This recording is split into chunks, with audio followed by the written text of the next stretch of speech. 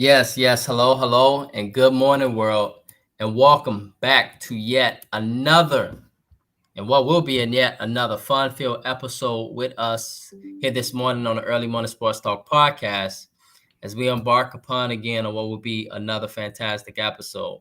And so, yes, world, we are back like a shark attack, back like we left some, back like we ain't got no clothes on our back, and for the world is a better place when the Early Morning Sports Talk podcast is taking place.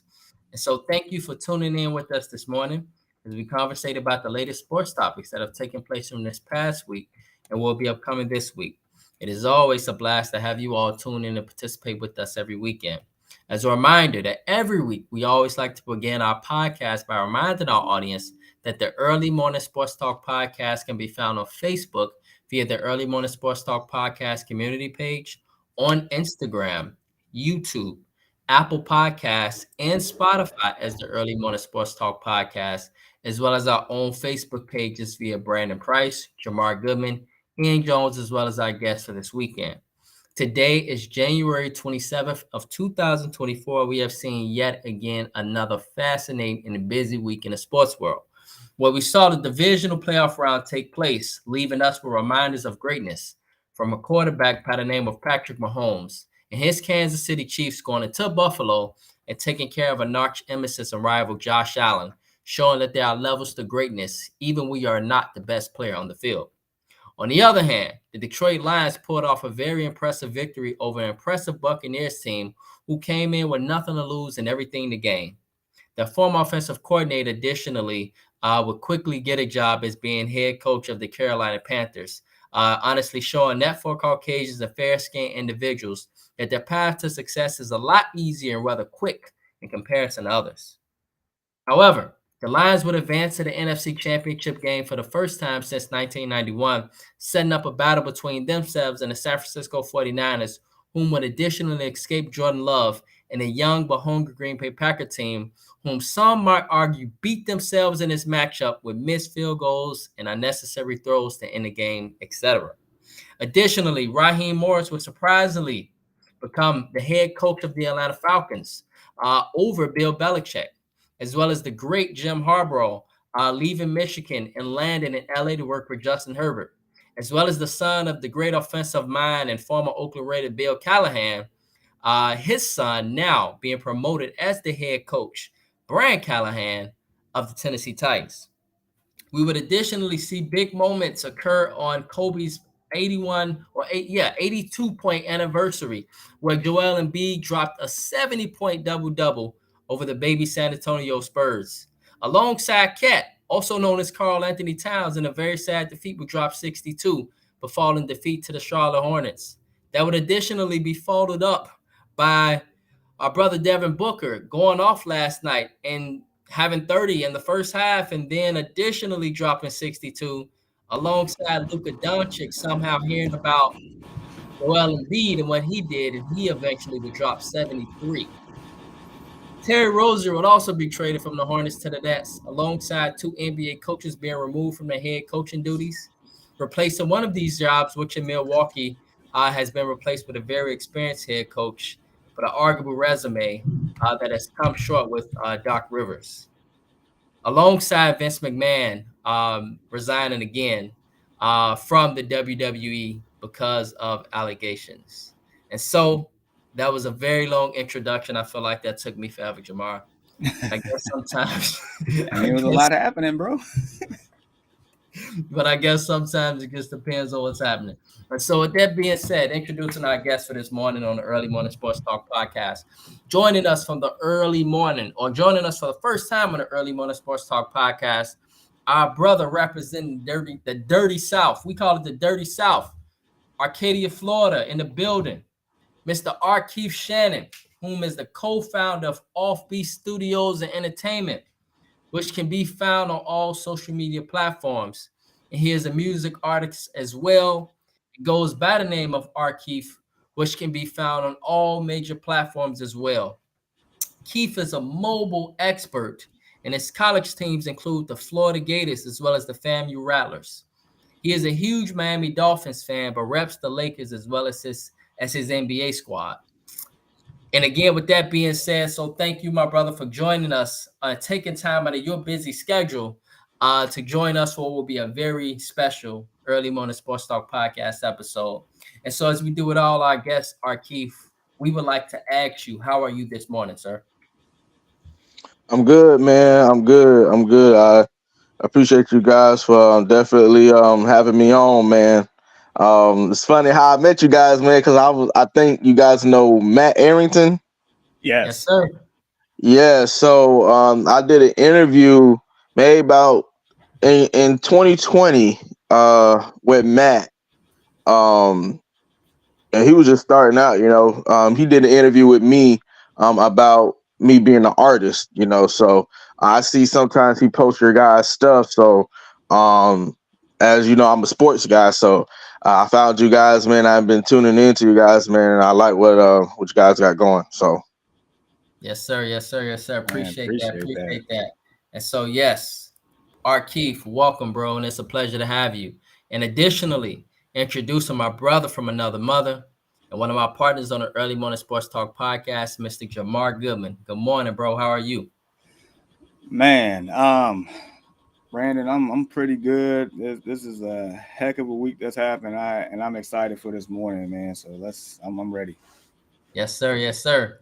And lastly, introducing our partner here on the Early Morning Sports Talk podcast and our other brother from another mother, whom will join us a little bit later, Mr. Ian Jones, a.k.a. Rod Tidwell. And so, my bro, what it do, we'll chop it up with you in a few. And so, we're going to begin and we're going to talk with our brother, Keith. And so, generally what we do, Keith, is we start with Jamar. But since you are our guest this morning, what we're going to do is start with you, okay? And so, okay. you see that beautiful name, bro, that's written down there. That's for you, dog. Special guest, Keith Shannon. Offbeat Studios and Entertainment. And don't worry, Keith, our viewers going to come in. We just got to do some tags first. And so, No, you good, bro. as we're going to start it in, we're going to get it started with the divisional playoff round rewind. And we'll eventually get to your teams, etc. And so, Keith, your sports guy, we had 4 fantastic games that occurred this weekend. 4, 3 of them, which was really memorable, right? And out of these 4 games, I'm just curious to know what concluding storyline stood out to you the most. And so it could be out of these 4 games, you could be of these games, just what moments. So example given, Josh Allen, right, is possibly not or is to blame for the Buffalo Bills loss to the Kansas City Chiefs, right? Or that the Green Bay Packers in their youth and inexperience eventually would catch up to them. Or could we have said the same thing for the Houston Texans? And so these are just examples. And so out of these 4 games, bro, what concluding storyline at the conclusion of the game stood out to you the most? Well, I'm sorry, Buffalo Bills fans, but Josh Allen is trash. He's a bum. What? He's a bum. Josh Allen sold that. If you go back and look at that drive, Josh, you got the fumble, right? Then you got I don't know if it was a second down play where he tried to run and it didn't happen, and then obviously the touchdown winning the touchdown winning throw that he had in the end zone, but he sailed it. Josh Allen sold that whole drive, and this ain't his first rodeo. This ain't his first. You can't keep giving excuses, man. Like, this ain't his first time doing this. So, and it's always against his daddy, Patrick Mahomes. His daddy. It's always against his daddy, Patrick Mahomes, man. So I don't get it. Josh Allen, you know, he's the best quarterback that, in my opinion, that the Bills have had in a long time. Because the Bills have been in quarterback hell like the Miami Dolphins have, right? But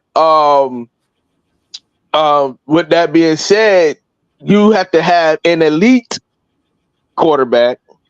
And to me, Josh Allen ain't elite, because an elite quarterback like Patrick Mahomes, the thing is about Patrick Mahomes is that in those crucial moment situations, we've seen Pat time and time again go down there and get that game winning drive. Right. or that game sealing touchdown, or that game sealing field goal at least. Josh Allen has had times and time again on a high scale against Patrick Mahomes, and has not done that yet.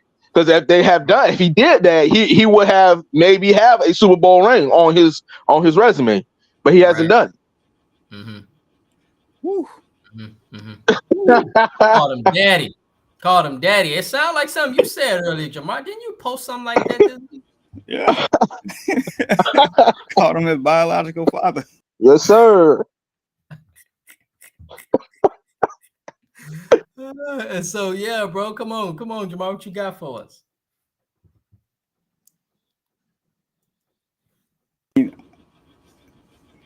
Okay, hold on. Can y'all hear me still?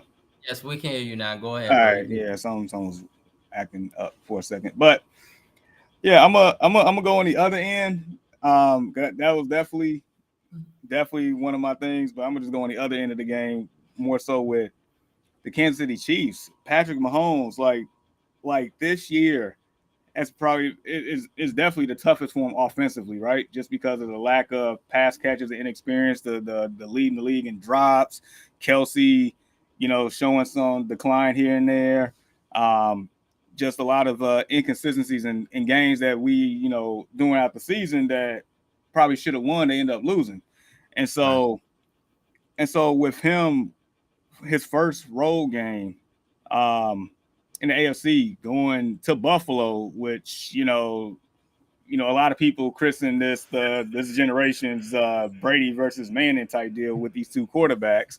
Mm-hmm. But I mean, Arkeith basically just let us know how he felt about Josh Allen, and a lot of it is warranted, though. I mean, it is, because Buffalo's roster from top to bottom, I feel like is a better roster than what Kansas City has right now.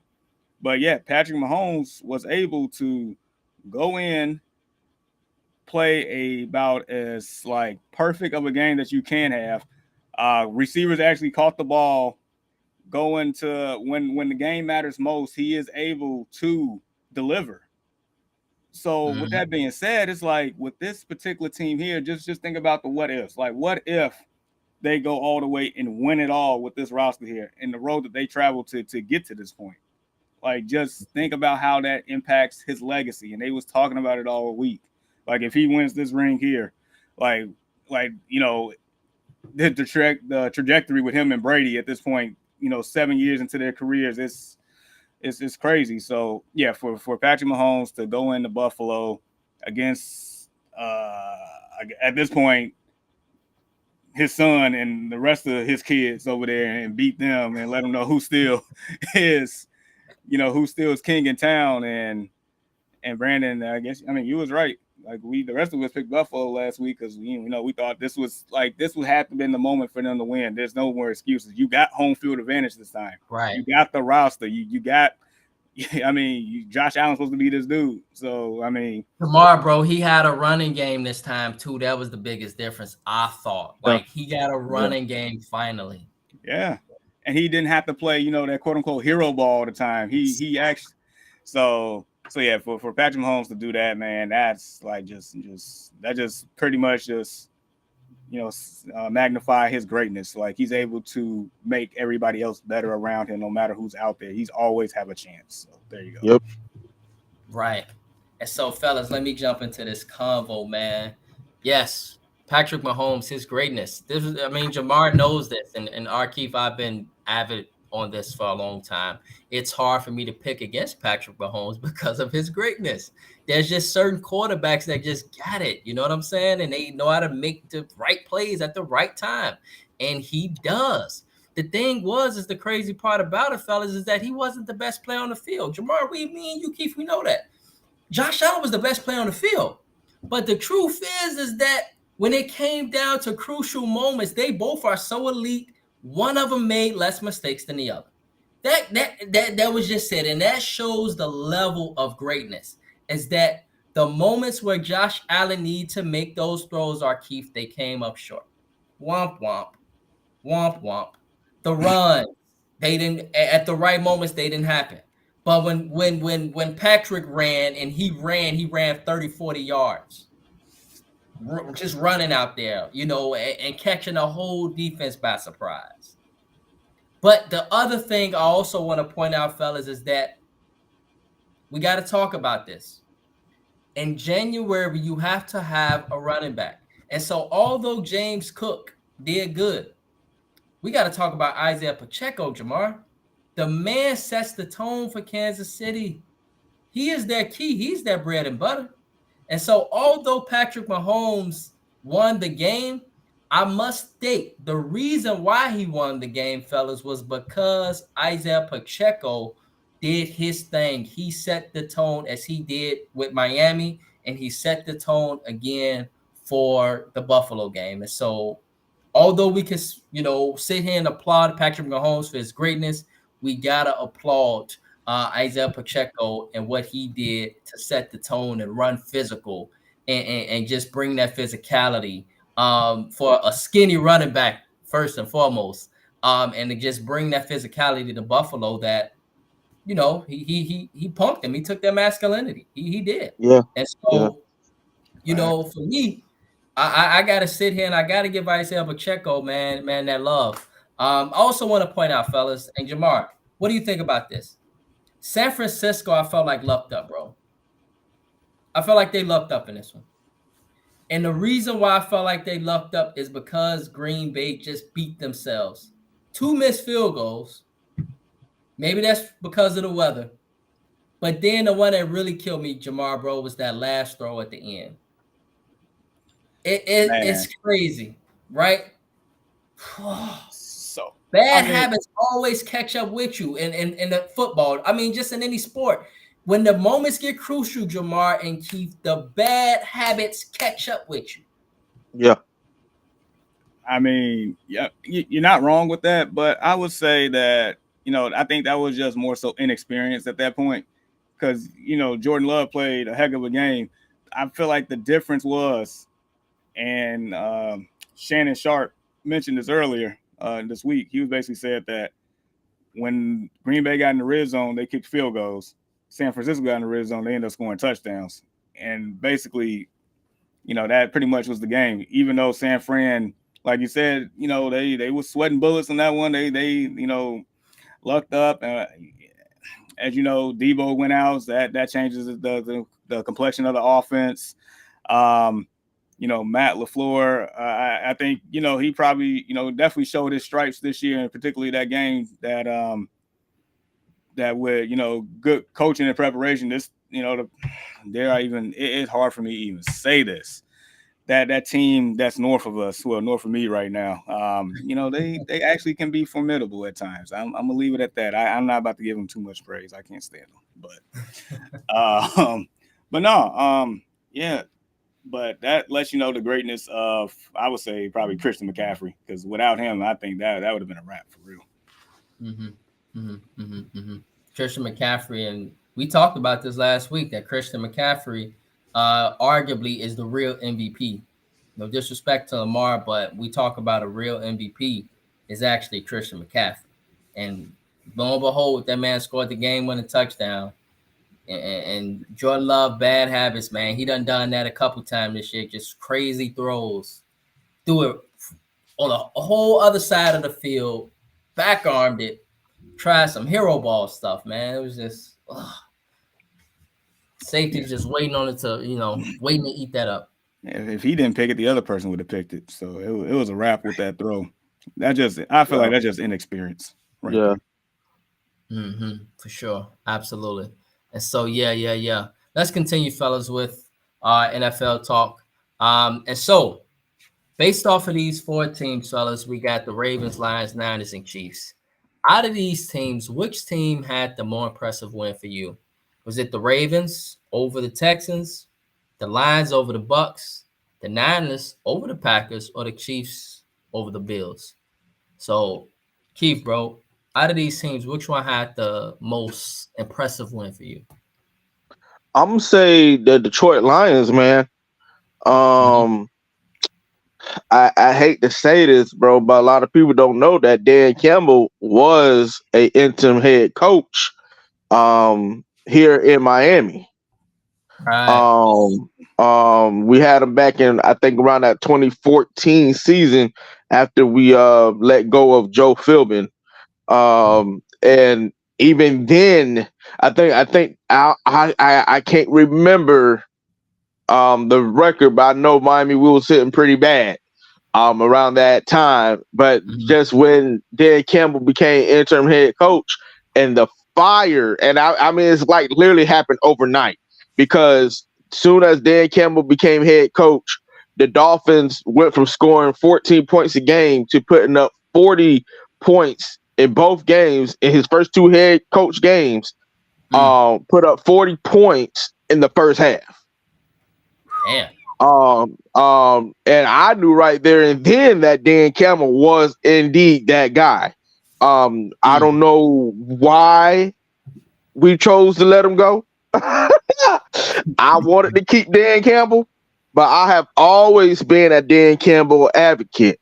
And you can definitely see, even with Detroit, I still see that same fire in his players. It's just the same. It's the same. It's the same type of style, you know.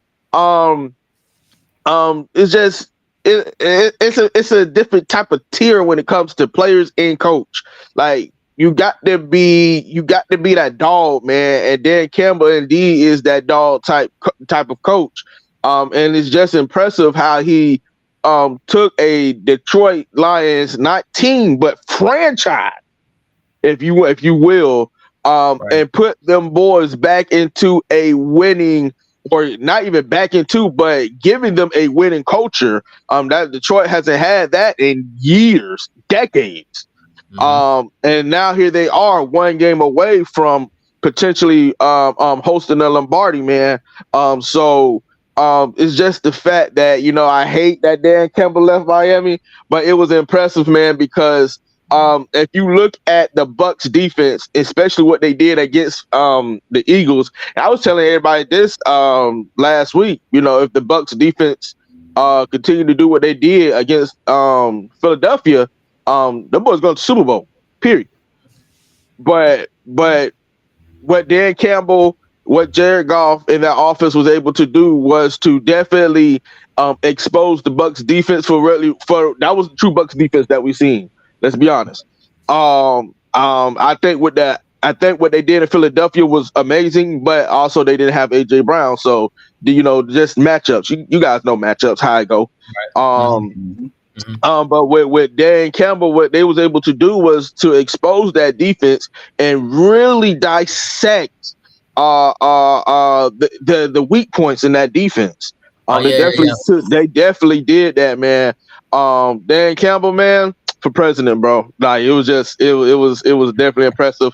I'm happy for bro. I really want Detroit. I'm sorry, bro, but I really want Detroit to try to get them a ring, bro. Man, that'd be a hell of a story. Here, our colors looking like Detroit, by the way, Jamar. Our colors this morning. But I just want to stay real quick. Jamar, Keith, we know Todd Bowles is infamous for the blitz. Exactly. We knew that coming in, Jamar, that he was going to blitz the dog crap. And he did. In that moments, it looked very good. But it literally, like, Dan Campbell's the man. But I think sometimes, and I've been saying this to Jamar and my brothers for years, that I believe that Jared Goff was a very good quarterback.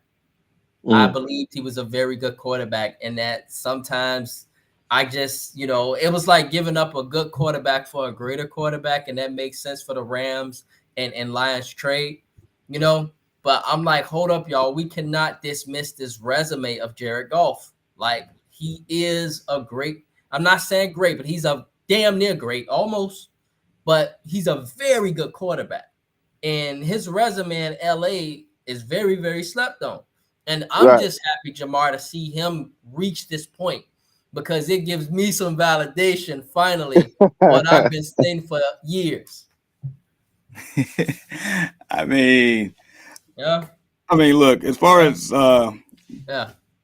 Goff, like, it was just more so the question mark with him back with the Rams was it him or was he just a product of Sean McVay? And so when he gets to Detroit, I mean, a lot of people thought like, that was the place to where careers die. That's pretty much what it was. Exactly. And so, Dan Campbell, yeah, everything that you said, Arkeef, about him, I agree tenfold. Matter of fact, it takes a certain individual to have the ability to galvanize grown men to make them believe in you and run through a brick wall for you to be, that, exceptional. It's not everybody can't do it. And we've seen it. Josh McDaniels twice. We've seen it. Right. But I would say I'm gonna give some love here to Baltimore. And I would say that because we know Lamar Jackson in his career before that game was 1-3 in the playoffs. It's basically the narrative. Can he get it done in the playoffs? We don't care what you do in the regular season. Can you actually get it done? And the way that the game was, going initially, I mean, you started to have those, little worries and stuff. Like it was starting to get sweaty palms. The Texans was still hanging around until halftime. They were hanging around. Yeah. But,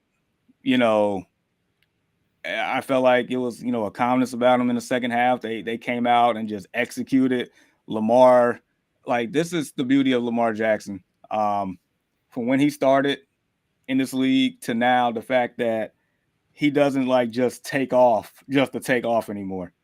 He going through his reads, and then if he doesn't see anything, he would take off at that moment. It's not like he just, his first instinct. He is a true definition at this point as a dual threat quarterback, to where he will kill you with his arm, and he would do so with his legs, like he's been doing when you not expecting it. And it showed against the Texans in that second half. It was very surgical. It was very methodical. And the fact that the pass catchers are actually catching the ball, Isaiah Likely has been a dog since he's been there. Yeah, for sure. And it's definitely showing with the opportunity with Mark Andrews not playing, and now Mark Andrews is going to be playing tomorrow. So it's like, right. That weapon on top of that. Zay Flowers has been like a blessing for them. That defense has put up historic numbers across the board. Oh yeah. And if you think about it, it seemed like the elite teams that's left, like two of them between the Ravens and the Niners, like you have elite linebackers, like a core of elite linebackers with everything else. So it, like, I just want to give flowers and praise to the Baltimore Ravens. And like, this, just like the Niners, like this is your year. Like you got to go out there and execute and get it done. And so far, so good for Lamar. So. Yeah, absolutely, man. Shout out to that secondary for Baltimore, but even more, Jamar, bro. I just, I hate that we gave up Roquan. We Bears fans here. Arkeef, you rock with the Dolphins, but we've been blessed. We got our recompensation now, so we good. Yeah, but I'm happy for Roquan. Right, I'm happy for Roquan to get his true run in with Baltimore for a chance for a Super Bowl. But I also just want to shout out a guy that I've always loved, and that's Jadeveon Clowney. It's really good to see him have a deep playoff run and to be playing decent football and to be healthy and to look like himself again. We remember Arkeef, Jadeveon coming out, man. He was one of the most highly touted first round picks that we can remember in a long time in the NFL, especially on the defensive end, viewing him as a potential Lawrence Taylor 2.0, and the injuries hit him. And, he had a couple Pro Bowl years, et cetera, still, but, it was even moments where we was talking about him potentially being a bust, right. And then he go to being a role player, he's just a role player now. And that's kind of where he is now. But, it's good to see him hit them bonuses, them financial incentives, fellas, and get those sacks. And he's having low-key a very solid year on the defensive end for sacks. And so I want to shout out that man because, I've been a fan of his for a while. And, it'd be nice to see Jadeveon get a chance to just get that ring. He got that chance now. And so when you highlighted Baltimore, Jamar, I wanted to highlight Jadeveon Clowney and Roquan. Absolutely. Right. Yeah, for sure, man. And so, with that being said, fellas, let's progress. And so, Arkeef, it is known, man, that you, and this is a very interesting question. You live in the Florida area.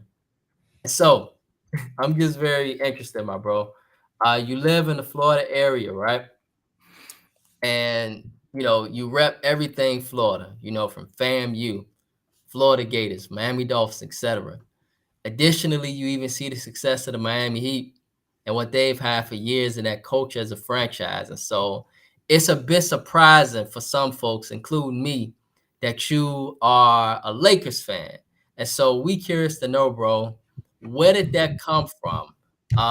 That you're a Lakers fan and not necessarily a Heat or a Magic fan. One man, Kobe Bean Bryant. Kobe Bean Bryant. That's that 2000s era, man. I grew up watching Michael. I am a football head, but a lot of people don't know that basketball initially was my first love.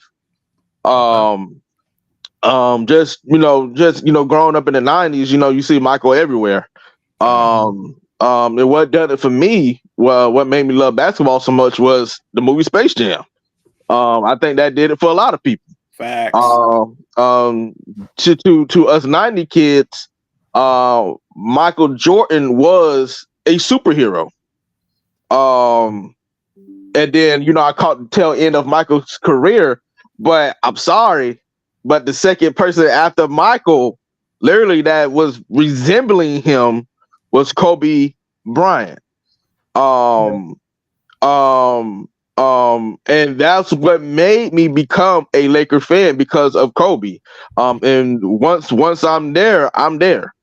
That the Lakers can't do no wrong. Just like how the Dolphins can't do no wrong.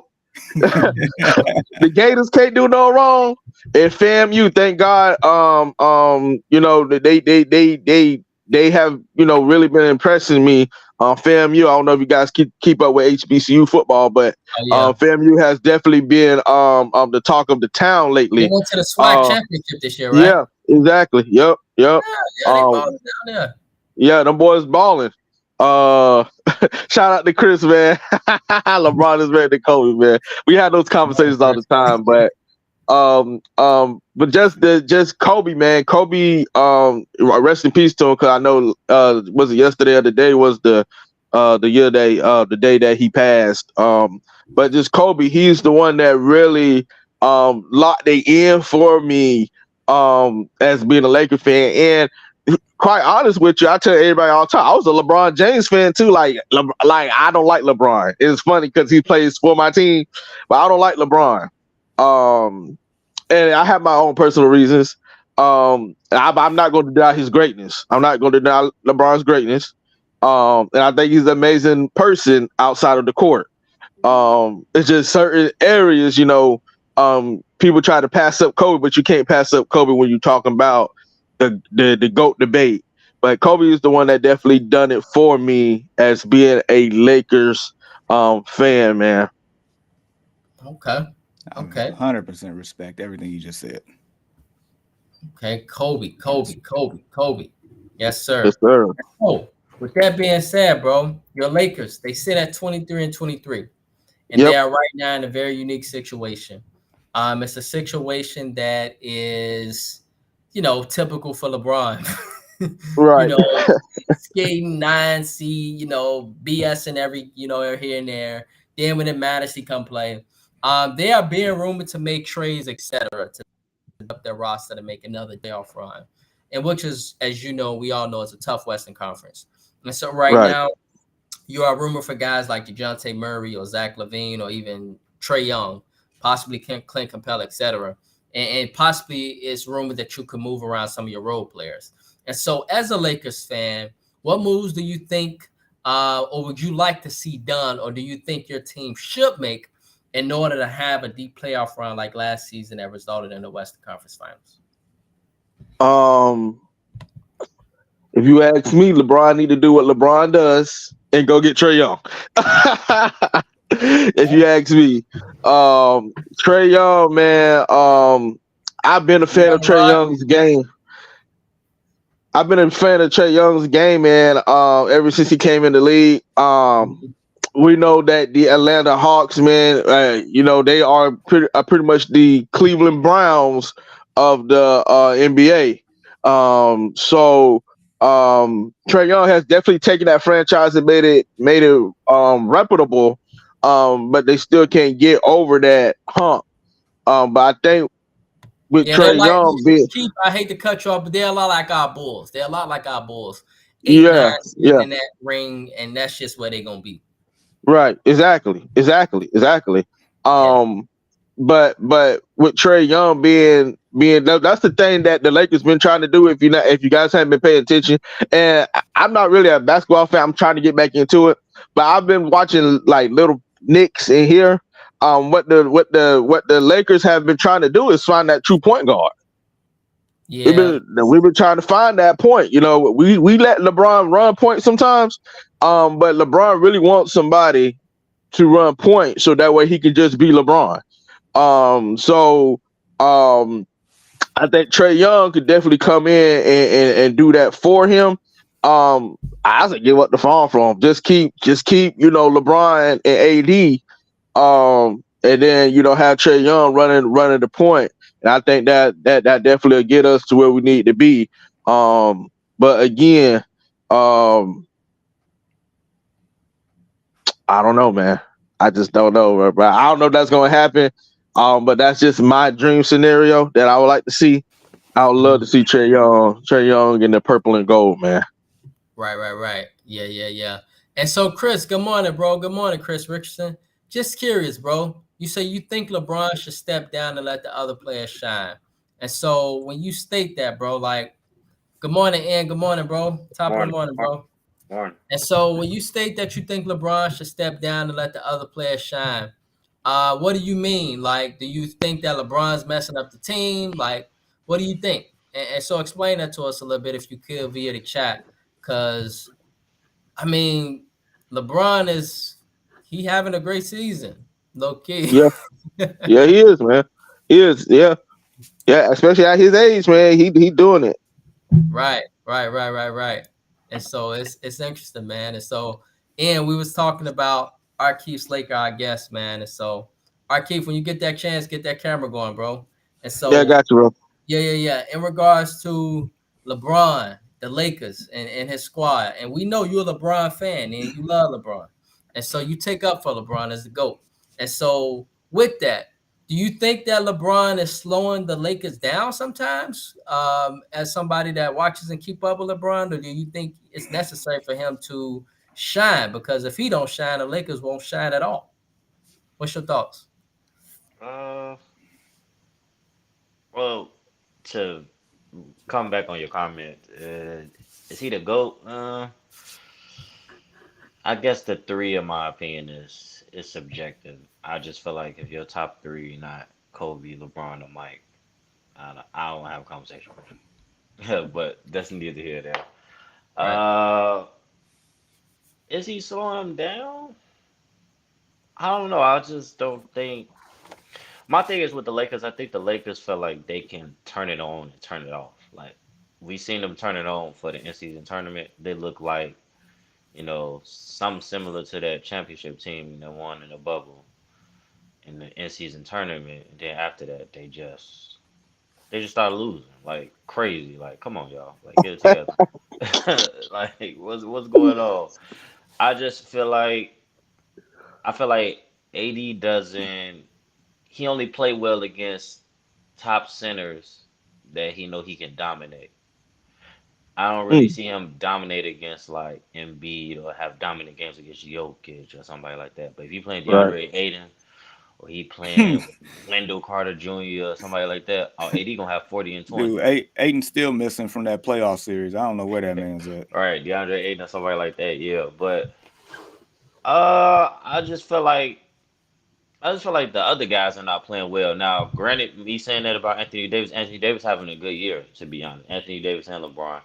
I just feel like the other guys are not playing well, and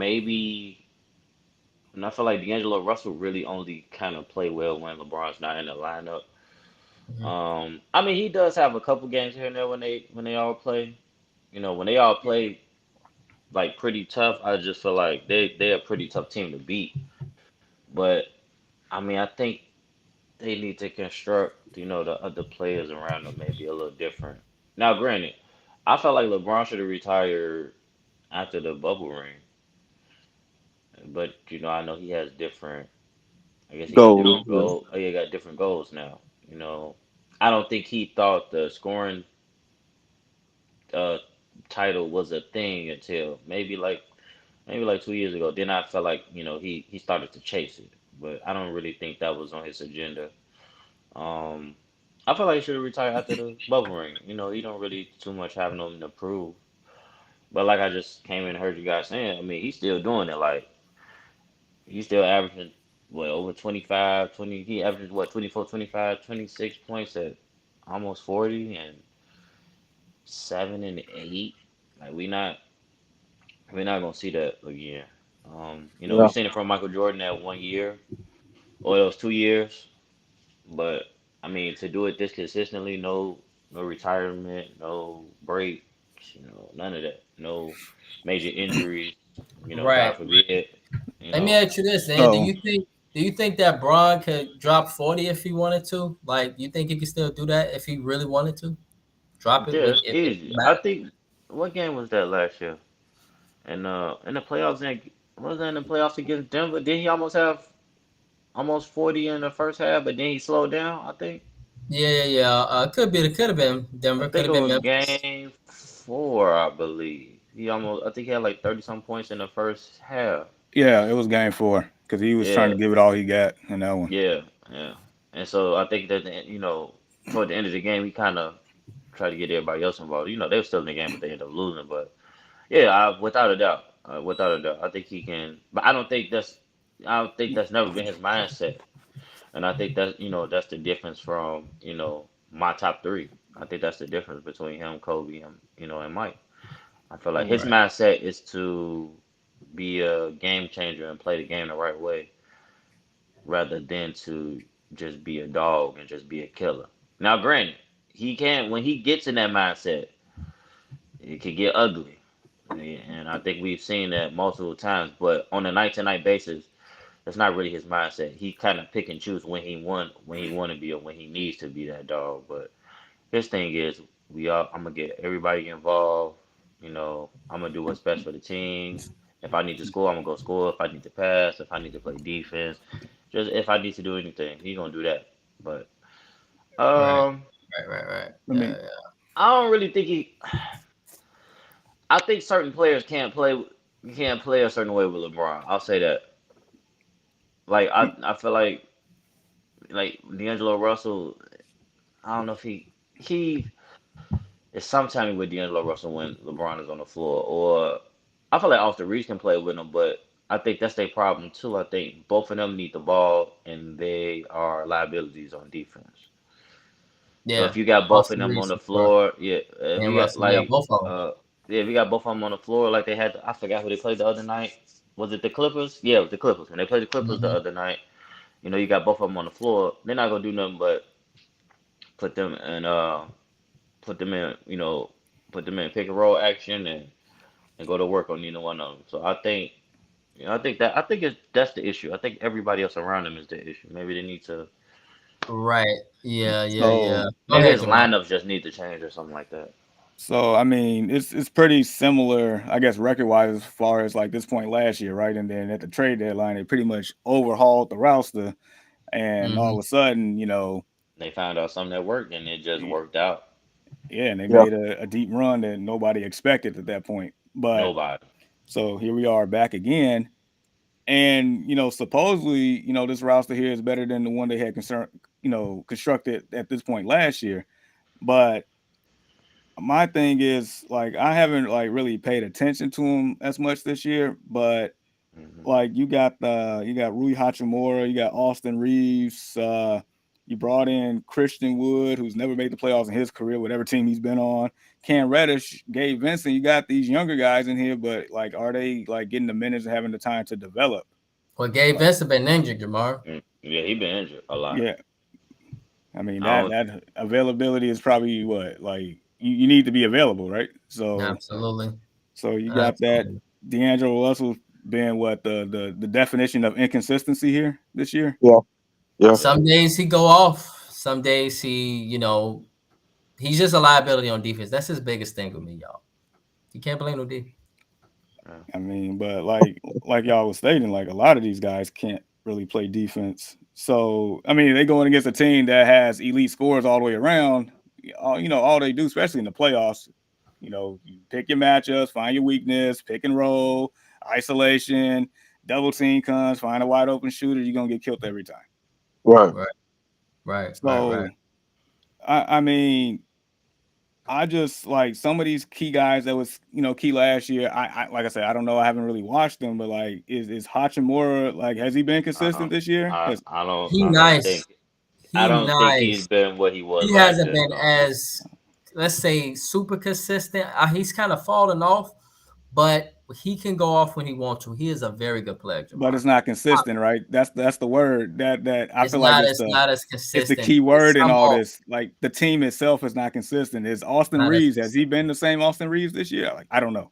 Has he? It's not as Yeah consistent. and no. It's not as consistent. So not consistent. At least I can say one thing: Anthony Davis has played in a lot of games. That never really happened. So He's I give him that. actually, like I said, those two actually have had great season. What about Cam Reddish? I mean, they made a trade for Cam Reddish, and He's one person that play hard every game. Okay. Yeah. While LeBron ass is I crying think when he get touched, when LeBron I thi- crying when he get a touch to the referees, I think he running hurt down to though. play defense. That's another problem with the Lakers is LeBron be crying so much. Like, That's his whole career. man, That's the Yeah. whole Flopping, career. boy. Yeah. Flopping. I mean, and Arkeem got a good sight at the flopping when he was in Miami. I mean, that's a whole nother conversation. What about Vanderbilt? Like when he brought in to play defense? Yeah, so but he's that's not the shooting thing. well. He is a Oh, he great just can't hit a defender, corner but they three. avoid him, fellas. They avoid him. Is And a he? lot of times they avoid AD because all they got to do is attack Russell, LeBron, and Reeves. Right. But Barbecue chicken. But I feel like Vanderbilt hasn't been playing as much. Is it just because he played D and can't hit a three? Is he not a 3-and-D guy? So this is the thing. Yeah, he has He ain't not shooting. been scoring the He ball not as much. shooting well. Yeah, he ain't shooting well. He's not shooting well. That's his problem. So yeah. My conclusion that's a big is key for your Lakers, Arkeith, is that dude Vanderbilt. He scored his offensive production like it was last year. If his offensive production improved, the Lakers all of a sudden, yeah. I mean, you get some guys in that can defend. You get some guys in that can make shots. If you get a real point guard like you stated, like I feel like they haven't really had one since Rondo in the bubble. Like that, Right. That was a very key, vital piece for that team. Yeah, Rondo definitely was. Yeah, for sure. And the thing about Rondo is they committed Jamar on the defensive end. Yes, because Rondo plays like both ways. Dwight Howard. Mm-hmm. And for whatever reason, the NBA itself, they want to get rid of all these veterans and want to go young all the time, and it's not the same product on the floor. So, right. And so, Arkeith, I watch your Lakers pretty much every game. I'm gonna break down your Lakers, man. Yes, you guys need a point guard, but you guys need a real center. For me, AD ain't a center in. He's a really, really good power forward. But when it comes to me, like going up against certain guys, like you just stated, Joel Embiid, who's a real center, Joker, who's a real center, they bust his ass. He might get the offensive production sometimes, but when it comes to the defensive end, he can't do nothing with them dudes. Nothing at all. And so, and what I mean that it comes down to rebounds. What did Dwight Howard fellas do in the bubble? Yeah. Not saying that we want to discount the bubble championship, but he was able to get rebounds and give extra possessions to an all-time great player. They don't have that. And when they go against certain teams, they just don't have that. And so with that, that's a problem. You don't have a true point guard. And then on top of that, LeBron crying all the time. And then on top of that, the defensive issues with, D'Angelo Russell and Austin Reeves. But I must state this. I am not really that worried about your Lakers, Arkeith. They get one more guy. I'm going to tell you what your Lakers going to do. They're going to finish around a 7 seed, and they're going to go up against a baby team. Timberwolves or the Thunder better watch out. Right. Because if the Lakers get the 7 or 8 seed, they're going to trounce them. The Lakers, I'm telling you what's going to happen right now, just as they did last year. We got to They see ran if up Michael against a Jordan. baby Memphis team and exposed them. And It's a if little they run up different. against the Thunder, if you're Early Morning Sports Talk podcast, Oklahoma City Mm. Thunder, you better avoid playing the Lakers in the first round. Minnesota I can agree. I Timberwolves, can agree you with better avoid Oklahoma playing the City. Lakers. Nah, the Timberwolves. No, that one. So in my opinion, Maybe okay. I agree with you a little bit, Brandon, as far as them having more It's the experience. experience. Yeah, them having more experience in the playoffs, and LeBron know how to win a series. But if the Timberwolves have truly taken that next step, then I don't know. But No, if they haven't, I don't know then if they have. When yeah, they play and good that's the only teams, way. they don't play Right. well. Have y'all watched the Timberwolves? When Yeah. they play good teams, they don't play well. They don't. So that'll be the let thing. me see. We'll see, like how they fare in the playoffs. I mean, both teams. We'll see. Absolutely. Absolutely. And so, Sacramento could probably get a Lakers a run. Yeah. Just because of how they move the ball and how young and youthful and energetic they are. But Yeah, even the I Kings, think to a they certain probably. extent, what did the Warriors do to them last year, Ian? They put them That out. was They a put them out at 7, but they put them out. yeah. And so, if I'm That was a good series though. the Lakers, I'm It not too was. worried because I'm not even worried about seeding. I feel like the Western Conference is a wide open boat this year, And and I feel that's like that's their that's issue too. better. Though. And I feel like that's their issue. Like I said, I feel like they can turn it on and turn it off. And I Right. feel like that's one of their biggest issues. They going They through the can motions. they can come out here and play like an NBA championship team one night, and then the next night you'd be like, Beat bro, the what are y'all Clippers doing? twice. Beat the Clippers twice. The only reason I felt like they didn't beat the Clippers the other night, Keith and Ian, Because Bron is didn't because play. LeBron didn't play. Yeah. If LeBron played, there's some he got over Kawhi Leonard. I don't know what it is, but But Kawhi the Leonard, Clippers had their number for a long time though. I That's know, true. but now Clippers it's had their number for a changing. long I don't time. know why, but it is. Yeah, them and the Suns, but now, like you said, it's changing. Yeah, man. And so, very interesting, man, to talk your Lakers, bro. But Jamar, I see your point. The Timberwolves could give them. I think the reason it ain't more so Ant for me, Jamar. I see your point. It's the bigs. It's the bigs. It's the Yep. bigs. It's Bigs the with fact Ant. that you got That's Rudy and Cat that can match up with just AD by himself, pretty much.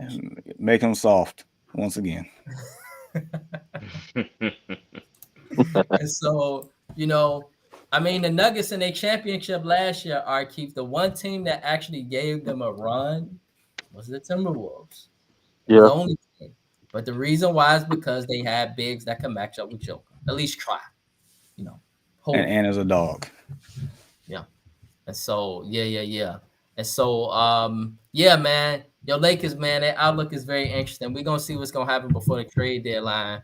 And depending upon what they do, man, we'll see how they fare in the second half. Let's also, y'all, keep our boy AD in his health.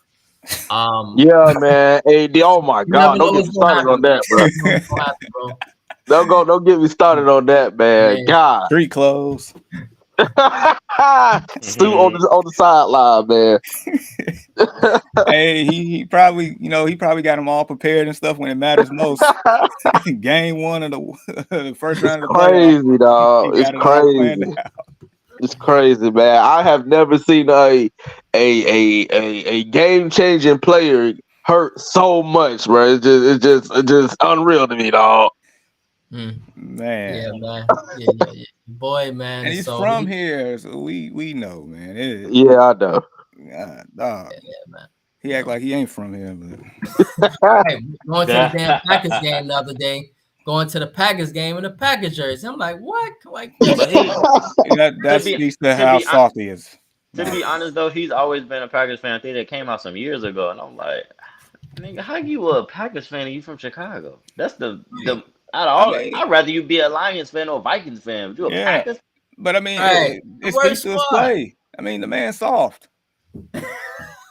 What Kobe say? God rest his soul. Soft. In the clouds. In the clouds. Soft. Man, and your voice sounds just like Kobe. Kobe was here, he probably tell him take that jersey off, dog. Nah, get Man, off my team, boy. Get off my team. Dude, just like when Kobe had that practice against that team when Jeremy Lin was on, calling them all soft as tissue. Like you got, Yeah, you Uh-huh. talking to the picture. Yeah, yeah. I don't need yeah. to practice. Y'all need to practice. He told my boy, don't touch me. Man, man. rest up to the great Kobe Bean Bryant. So, Facts. Yeah. fellas, man, it was a pleasure talking your Lakers, bro. And so now we got to get back into this NFL, man. And so, lastly, I just want to highlight, fellas, man, what about that week of scoring? Man, Ian, bro, did Luka, you see Luca Luka. went off for 73 last night? Yeah, man, Yeah, my dad was watching it last night. So Man, yo, the thing about Luca last night, Luca was so efficient. Luca was 25 for 33 and scored That's 70 crazy. 70 something points. That is yeah. That's crazy. the And he They had same. had a what? That's the same. they had a 10 had 10 rebounds and I think like 7 8 6 7 or 8 assists or something like that. And he was 8 for I think it was like 8 for 13 from 3. That's insane, bro. And he only missed one free throw. He was 15 for one 16, free I think, from the throw. free throw. Yeah. yeah, And I yeah, seen when he missed it. yeah. So Woo! They it's insane. dude, they had a bunch of Zach No, fella. Levines guarding them. He said they had who got him, Jamal? A bunch of Zach Levines out there Oh, trying to play some defense. and so Zach Levine, y'all, as Bulls fans, we know him play no damn defense. Yeah, I So haven't seen that Olay, Levine play any defense, bro. So you right. You right, bro.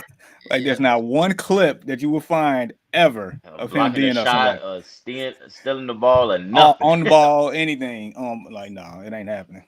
That Olay he can score that defense. rock though. He can score. He Yeah, might yeah. He gonna dunk, bro. Yeah, Yeah. He gonna dunk. he gonna dunk, bro. But yeah, that's And, it, and, man. and, and right, shoot an off balance three. right. But what the hell you doing, Zach? He Hey, come he gonna right get his there. dunk I'll be in like, though. bro, Right. relax. Don't let We just jump ball. Go get the ball, go right now. You be like, damn, we can Hey, get the defense. I'm Son. hearing that. I'm hearing that he played his last game with the Bulls though. It's just crazy. He's not playing Man, no so more. Hey, that's okay, for cool. real. Like ship Yeah, him I to guess. Detroit. I want that Detroit trade, Yeah, I please. guess. I don't know when the last game he played. I don't know if he played in the last game or whatever, Right, they've but been they were saying he saying got that. hurt. Yeah, but they Supposedly. say, yeah, he ain't hurt. They saying you're not Right, playing, to kind of, so he won't get hurt. Because I guess they right. about to ship him out of here. They about to ship him out of there. That's But you know bad. what? In light of that, man, just talk our Bulls real quick. Like, man, Kobe White, dog. Like, Dog. I've been advocating for him, but I think I we like see him. might be a little baby midget out there Yeah, I think compared to all them big 7-footers, but he can play. he didn't Yeah, grow the head back, man, and he didn't grow that head back, and And that he looked like confidence. he looked like he back at North Carolina again. So, That yeah. Mm-hmm. I like him, confidence. bro. yeah. Yeah. Like a I, little he fast, real fast.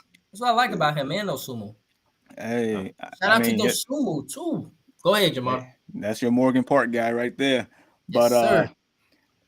nah, Kobe White it's like we seen him transform. Like when he first got in the league, it was like, and then in that one playoff series that we had recently against Milwaukee, that man couldn't even hold a dribble correctly. And last year in the play-in tournament, I feel like since then his confidence been through the roof, and now he actually got the opportunity. Zach Levine, he's showing himself out here. I love to see it. I love to see it. Absolutely, man. Yeah. The Bulls playing hard, man. Like it literally took a very valiant effort for them to lose the other night.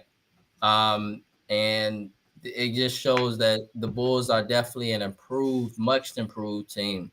They were hanging around with the Lakers, but the Lakers just pushed us away eventually. We was hanging around with them because we just played your Lakers, Arkeith. But Yep. you can see, like when LeBron them want to put that switch on, like we stated, they'll put them up, go. And they Yeah. put it up. Didn't we beat them early in the year though? We did. Somebody wasn't Yeah. playing, if I'm not mistaken. I don't care. Did we Like a dub No, with a I dub, think but I I'll take think it how I take it. Yeah, think for they all. real. I think Hey, on these parts we need it. I think they all played. I think because they played. When did? Well, it was at Chicago. It was at Chicago. You right. No, Yep. they all played. And I remember that game. You're right. And the Lakers is just real sluggish. Like they were like right after the bubble. I mean, it was right after the in-season tournament. Remember? And I Yeah, watched that like game, around Christmas, and they like just look around real Christmas or something like that, unmotivated. or They look December. real unmotivated, Keith. Like, but that was credit to the Bulls. I think the Bulls had tired them out. I think the Lakers was Yeah. tired. They looked real tired that game, and the Mm. Bulls defense was just clamping down on them. Shout out to Alex Caruso. Ex-Laker. Right. He's been a Yeah, pleasure man. here in Chicago, bro. And they're trying to get Yeah, back. I They like trying Alex, to get bro. him. They trying to get him. He is highly coveted out there. Hey, they said they want at least 2 first-round picks for Alex. So Yo, I mean, the way that these he gonna trades have been bring that going, effort every night, and he gonna give you about 15, 20. all, Yeah. all I'm gonna say is if what was that was it Bruce Brown, that trade, and they gave up what 3 first-round picks or something like that. If that can give up 3 first-round picks for that man, for Siakam. I mean the conversation starts at about 2 or 3 first-round picks across the board with a lot of these guys. Yeah. Right. And so, man, yeah, man, we could talk a lot about this NBA, man. And so let us now progress, fellas. And shout out to Luka, man. Shout out to Joel Embiid, Cat 62, Booker 62. They all just trying to run up buckets after they saw what Embiid did. And so we're gonna see how this continue to progress. And so let us now get to that NFL, man. We got championship weekend, and you know, we big on football here. So what we're going to do is NFL reactions and overreactions 2024 NFL Championship Weekend style. And so, start with you, Jamar. Follow up with you, Ian. And then from there, we're going to follow up with you, Keith.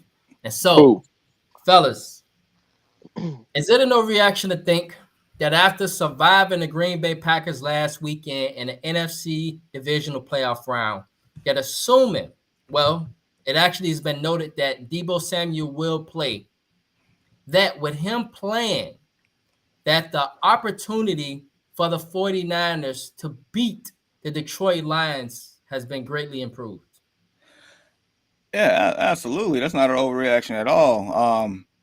We saw time and time again this year with how the Niners look when everybody is healthy and how they looked when certain people are not there. And the Niners in their final form, like Frieza, Dragon Ball Z reference, when it's in its final form, like this team is about as deadly as it gets. That's just what it is. Without Deebo, I mean, there was definitely a chink in that armor. They did not look the greatest out there, like you've been stating earlier, Brandon. That team escaped. That team like escaped like Derek Fisher hitting that point for a shot running off the court against the Spurs years ago. Yeah, that's what it looked like. So yeah, nevertheless, yeah, that's not overreaction at all. Yeah. And bro. No, I mean I'm with Jamar. It's not an overreaction at all. You know, I kind of feel like, you know, I thought he wasn't playing at first, but then I kind of felt like, you know, him and CJ Gardner Johnson, you know, they had a back and forth thing on Twitter, like maybe like a month or two ago, maybe like around November, maybe even October, but they had a look going back and forth.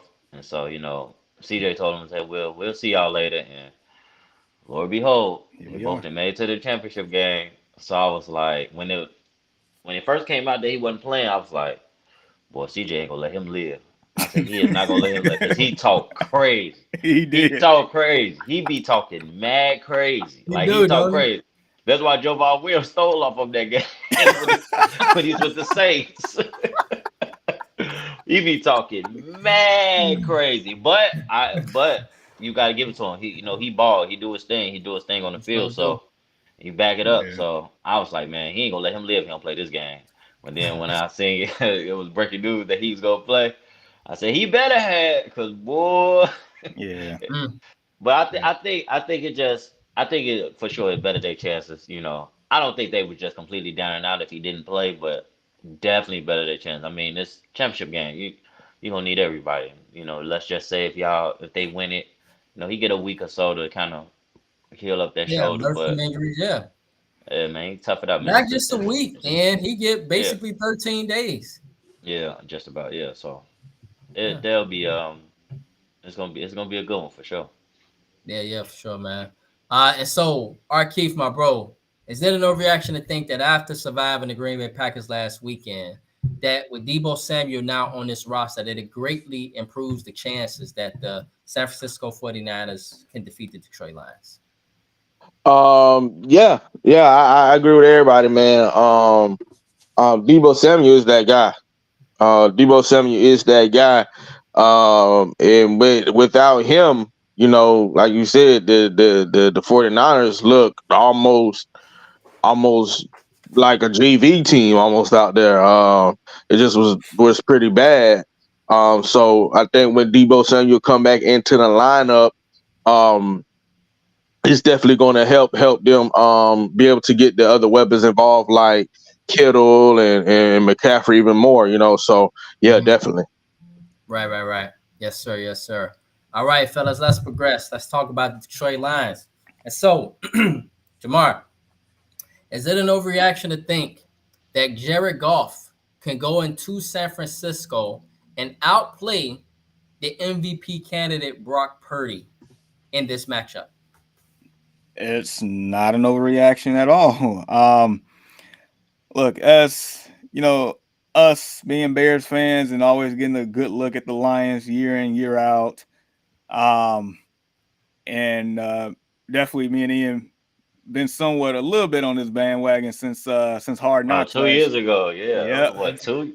It might have been three. Is it 3 years No, it's ago? been about two. 2 years. 2 two. years. Yeah, about 2 years Been ago. hard knocks, Yep. yeah, since hard knocks. Yeah, since that hashtag grit came about. I mean, look, we like they have made me believe. I'm officially believers here of this team. They made me believers. This team is good enough to go in there and win. It's not gonna be easy by any means, but and as Arkeep stated earlier, like with Dan Campbell, the way he just get that team just fired up, and they will run through probably like 10 brick walls for this man. They will. Dan Gamble, like 4th and 10, we going for it. 4th and 5, we going for it. We going for it. Yeah. 4th and goal at the 25-yard line because of 2 holding penalties, we going for it. Like this team is a firm believer, and defense is good, offense is efficient. Amon-Ra gets going, I mean that helps. But if Jahmyr Gibbs, if they let that man like unleash. And the crazy part about it, Jamal, is when folks drafted him, folks then like, who is this kid? Like, why are they drafting him? Right, like why they drafted him, and then you traded away Swift. Like Swift was good talent to me, but he was very good, yeah. But Jahmyr Gibbs, like the eye test from day one, even though he only played like 10 snaps in that first game against the Chiefs, but I'm like, he gonna be good. He gonna be really good. Them Alvin Kamara comparisons really like Alvin Kamara so much. Yeah, so much. If they get him going, it might be a long day for the Niners. So right. And so you stating this, Jamar, even regardless of the woes that Jared Goff has outside of Ford Field. Correct. Because I mean, at the end of the day, based on how they playing, I think one thing that you mentioned earlier, like his experience and resume, right? Because he's been here before, type deal, and I think that gives them a fighting chance for real. Okay, yeah. And so, bro, is it an overreaction to think that Jared Goff, of course, we know this season have had a lot of woes on the road outside of inside stadiums, Ford Field, etc. A lot of their games this year has actually been on turf. And so, is it an overreaction to think, however, that this man can go into, Candlestick Park, San Francisco, and outplay whom is the MVP candidate, Brock Purdy? Is this an overreaction? No, it's not an overreaction. I mean, they've been a little inconsistent here and there, or they'll play a terrible half and then they'll come back and play a great half and come back and win. Like we've seen against our Bears, but no, it's not an overreaction. I mean, they've been playing good football all year, man. I mean, they got a coach, that really believe in Jared Goff, and they got a coach that believes in that team, and that team believes in him. Like he almost coaches like playing a video game. Like he'll go for it on 4th down if it's past the 50. They pass the 50, he going for it on fourth down. If it's nothing like if it ain't like fourth and Yeah. 20 or something, he going for it. He still might think about it if it's fourth and 20. So that makes you as a player, that makes you want to, go that extra mile for your coach, even though I'm making these millions of dollars. It just he's a player's coach, and like me and Jamar been stating for these last couple of years. You look at how he was setting the tone for what's actually happening right now. Setting the tone for this team, and Yeah. you just we just kind of watched it come into fruition. So nah, I don't think it's an overreaction. I feel like the 49ers don't need to overlook these Lions because we'll look up and the Lions will be in the Super Bowl, which is crazy. I don't think they've ever been in the Super Bowl, have they? No, No. No, no. no, yeah. So it's definitely gonna be a game, but no, that's not an overreaction at all. I mean, Jared Goff's from California, so I don't think that's gonna be an issue at Yeah, all. went to California. Yeah, I don't think it's gonna Yeah. be an issue at all. Okay. Yeah. So, Keith, my bro, is it an overreaction to think that Jared Goff, even though he's had a lot of woes outside of playing on infield and turf, etc., is it an overreaction to think, however, that he can go into Candlestick Park and outplay the MVP candidate Brock Purdy? Is that an overreaction to think that he can? No. And um, Niners fans, I hate to say this, but Brock Purdy is experiencing the Tua syndrome. Um, Brock Purdy is a system quarterback. That's just called a spade a spade. Um, and I mean the system in San Francisco works very well. As you see a lot of similarities to the Dolphins because obviously Matt McDaniel came from over there. So um, so that's why you see significant play in Brock Purdy. Um, just look at Tua, So Jared Goff has been that guy. Like I said, he got the Rams to a Super Bowl with little to nothing, almost, in my opinion. Um, so I think Jared Goff is going to really go out there and show, and try to prove that, he's been that guy. He is that guy. And Brock Purdy, like I said, man, he just, he got to rely on his weapons. Right. And so, yeah, fellas, that's interesting. And so, y'all noticed that was in there MVP candidate. Jared Goff was nowhere near talked about as MVP. Brock Purdy definitely was. And so we'll see how that turns out.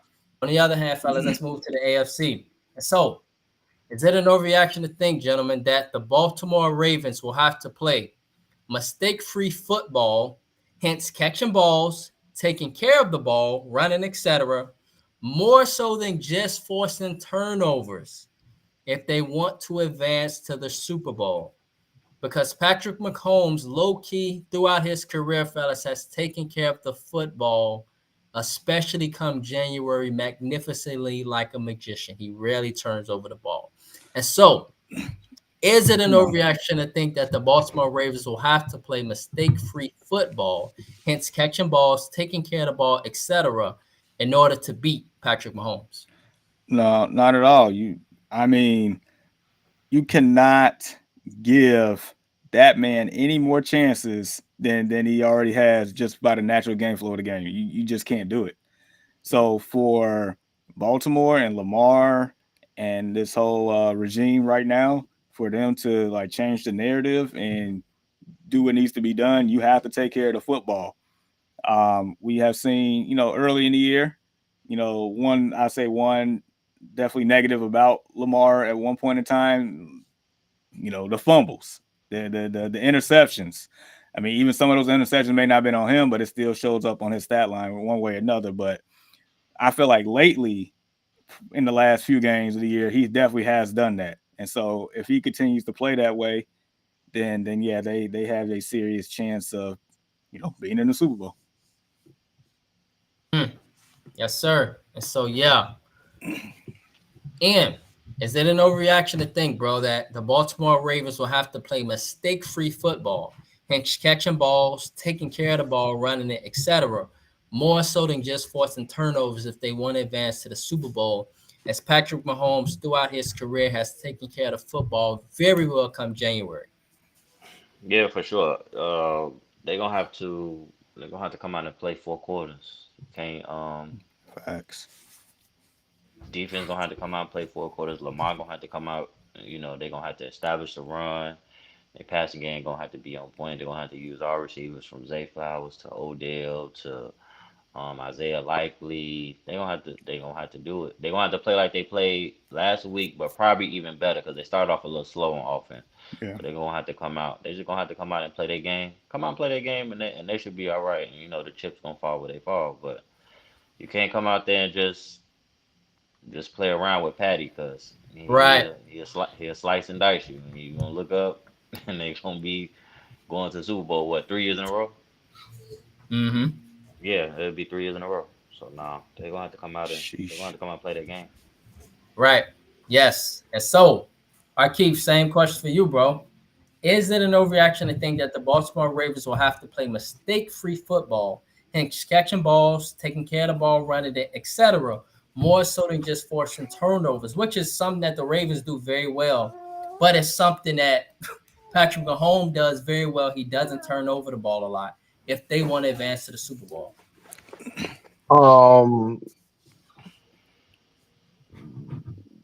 No, man, because the Ravens got to play. Like what a lot of people don't realize is that was the last Super Bowl. This last Super Bowl the Chiefs won. A lot of people did not get. I know it's easy for us to sit here and praise Patrick Mahomes and Isaiah Pacheco and Travis Kelce's and Andy Reid of the worlds, right? But a lot of people did not give that Chiefs defense the credit. Them boys can turn up when they need to. So Lamar Jackson is definitely going to have to play mistake-free football going against the Chiefs defense because like again, the Chiefs defense, man, them boys can turn up when they need to, man. I don't know what Andy Reid does over there. But when it's time for them boys to clamp down, them boys will clamp down. So facts. That is facts. That defense has been absolute facts. Terror all year. Jamar and fellas, you know my girls are here. Yeah, and so all right, yes, football. Yes. Okay. Yes. Right. Okay, yes. All right. And so, fellas, I just want to ask you guys additionally, is it an overreaction to Jamar to think that in order to advance to another Super Bowl, that the Kansas City Chiefs defense, fellas, will have to carry the load this time more so than Patrick Mahomes, Travis Kelce, and company in order to advance to the Super Bowl? So I'm gonna say that's a slight overreaction. I'm gonna say okay. I don't say they have to do more, but I think it has to be on even par. I feel like the defense gonna have to show up and the offense gonna have to show up against Baltimore. Mahomes need to be Mahomes like. Pacheco needs to still run with that twitch in him that makes the other team don't even want to tackle him type runs. That angry run. That like they need that. They need Rashee Rice to continue to be excellent that he has been in the last 6-7 games. They need Travis Kelce to step up and actually be the Travis Kelce of old. Once again, they need all of that plus that defense to play great. This is no easy task. Like I understand that they are the fathers of Buffalo, but this is Baltimore. This is different. Like Baltimore has been playing like a team that's been on a mission all year. Yep. And for the first half of the year, we wasn't sure they was real or not. But the last couple of games of the regular season when they went against some teams that we thought would be there, they showed us like, yeah, this is legit. We are for real. And so they're gonna have to play their A game, especially with the lack of elite pass catchers that we have known the Chiefs to have in years past. So I'm gonna need, if Kadarius Toney plays or not, I'm gonna need him not to like hate Patrick Mahomes out there. I'm gonna need MVS to actually continue to catch the tough catches. He had 2 tough catches he made last game, and I was He He did. stunned. did. I Yeah, he was did. stunned. I'm Yeah. like, oh, what you actually love your quarterback for once. Okay. So I'm gonna need, somebody else to, continue that consistency here. So I need both offense and defense to actually be on par on this one. All right, team effort. All right, and so fellas, Ian, bro, is it an overreaction because we're so used to Patrick Mahomes carrying the load, Travis Kelce and company, but a lot of people somehow and Keith, they've been sleep on the Chiefs defense. Low key, that I feel like their defense get it done when it matters. Is Yeah. especially compared to past years. Is it an overreaction to think that in order to advance to another Super Bowl, that the Kansas City Chiefs defense this time will have to carry the load against Lamar Jackson and company, more so than just the magic of Patrick Mahomes, Travis Kelce and company? I won't say necessarily they have to carry the load, but they're gonna have to come to play as well because I think you dealing with a different type of animal. I think they used to, playing Josh Allen, so they kind of know how to, defend Josh Allen and what to look for. But they play him like on a regular. But with Lamar, I think it's just totally different. You're dealing with a totally different animal. So I feel like they really gonna have to come and play. And I think, like you stated, I think their defense has really came to play in this, like especially this past year. I think they've been kind of underrated. They don't really have the biggest big names on defense or the biggest stars, but Outside of Chris Jones. but they play together as a unit, and I think that that's more important than anything. And so Mhm. I think that gets overlooked too because obviously Patrick Mahomes, but I think they gonna have to come to play on defense. They can't just let the Ravens just run the ball and do what they want to do and let him get the tight ends involved and Zay Flowers. But I honestly kind of think it's going to be kind of a defensive game, honestly. So Okay. yeah, I think both I can defenses are see going to that. be on this. I think both defenses are going to be on display. And like you stated, I don't think Kansas City defense get the credit that they really deserve. Granted, I don't think they are legendary statistically defense, but I feel like to get this deep in the playoffs, probably what 3 4 years in a row, you can't do that without having some type of defense, Right, and bro. I mean, it was the same with certain specific quarterbacks. So you got a great quarterback, Jamar. Your defense ain't gotta be like you state 85 Bears, 2000 Ravens, but they just gotta do enough. And Yeah. so But I I give think it to this the this Chiefs that year, they've been exceeding past enough actually. And so yeah, and I they've think been this year is their past that best year. level of enough. Yeah. Because it turned into the game started slow in Buffalo last week, Keith. That joint got bumping in the it got bumping in the second half, and so Hmm. gonna be interesting to see what happened with this one. And so, Keith, is it an overreaction to think, bro, that in order to advance to another Super Bowl, that the Kansas City Chiefs this time around will have to carry the load more so than Patrick Mahomes, Travis Kelce, and company? No, it's not an overreaction. Um, well, I'm kind of like this in the same boat because, um, Patrick Mahomes, man, it's hard for me to bet against it, man. So, Patrick Mahomes definitely is that guy. I think we all know that. Um, but like you guys said, that defense, it don't get the credit like it deserves, because them boys can definitely clamp down. They carry it. I don't think they're gonna have to carry it, but they're gonna have to play on a different type of tier that they've been playing. Because we all know Lamar Jackson is a firecracker waiting to happen. He can make a play. Within seconds. So, just that whole Baltimore offense can do that. So you definitely going to have to play a little. Baltimore is a physical team. Very. I think everybody know that. Yeah. Baltimore is a physical team. Just seeing what they did to my Dolphins, man. It's just different. So the Chiefs are definitely gonna have to be physical against the Ravens, man, for sure. Yeah. And this is why I bring that up because every game, and we were all our football fans, and to our viewers. And so with that, we see that Baltimore this entire season when they played a good team, Jamar, they've just totally out physical all the good teams. It's like they get mad or something. Like when they playing a good team, they have to prove a point. And so could that be the case with Kansas City at this time? You saw the interview with Roquan Smith last week. Did you see that interview, fellas? Did y'all see that interview with Roquan Smith? Woo! Yeah. He was sending a message when he in. Yep. Clear message. Y'all got to come through us, and that was that. And so he was talking clearly with Patrick, like Josh, one of them. And so yeah, man. And so lastly, fellas, is it an overreaction to think that if the Detroit Lions advance to the Super Bowl, that even though he is a Bears fan, that Aaron Jones will be happy and celebrating just as much as Bears or just as much as Lions fans? So, I'm gonna say that's not an overreaction at all. Ian has been part of the grit since the grit started. To my understanding, Ian's favorite color is blue.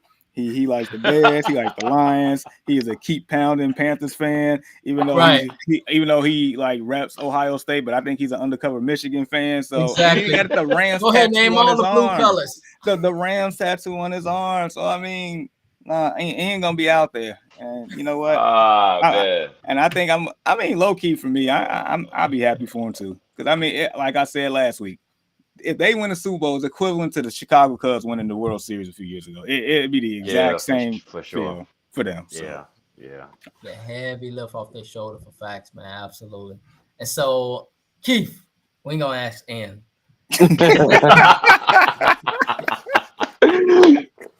Yeah, man. Of course.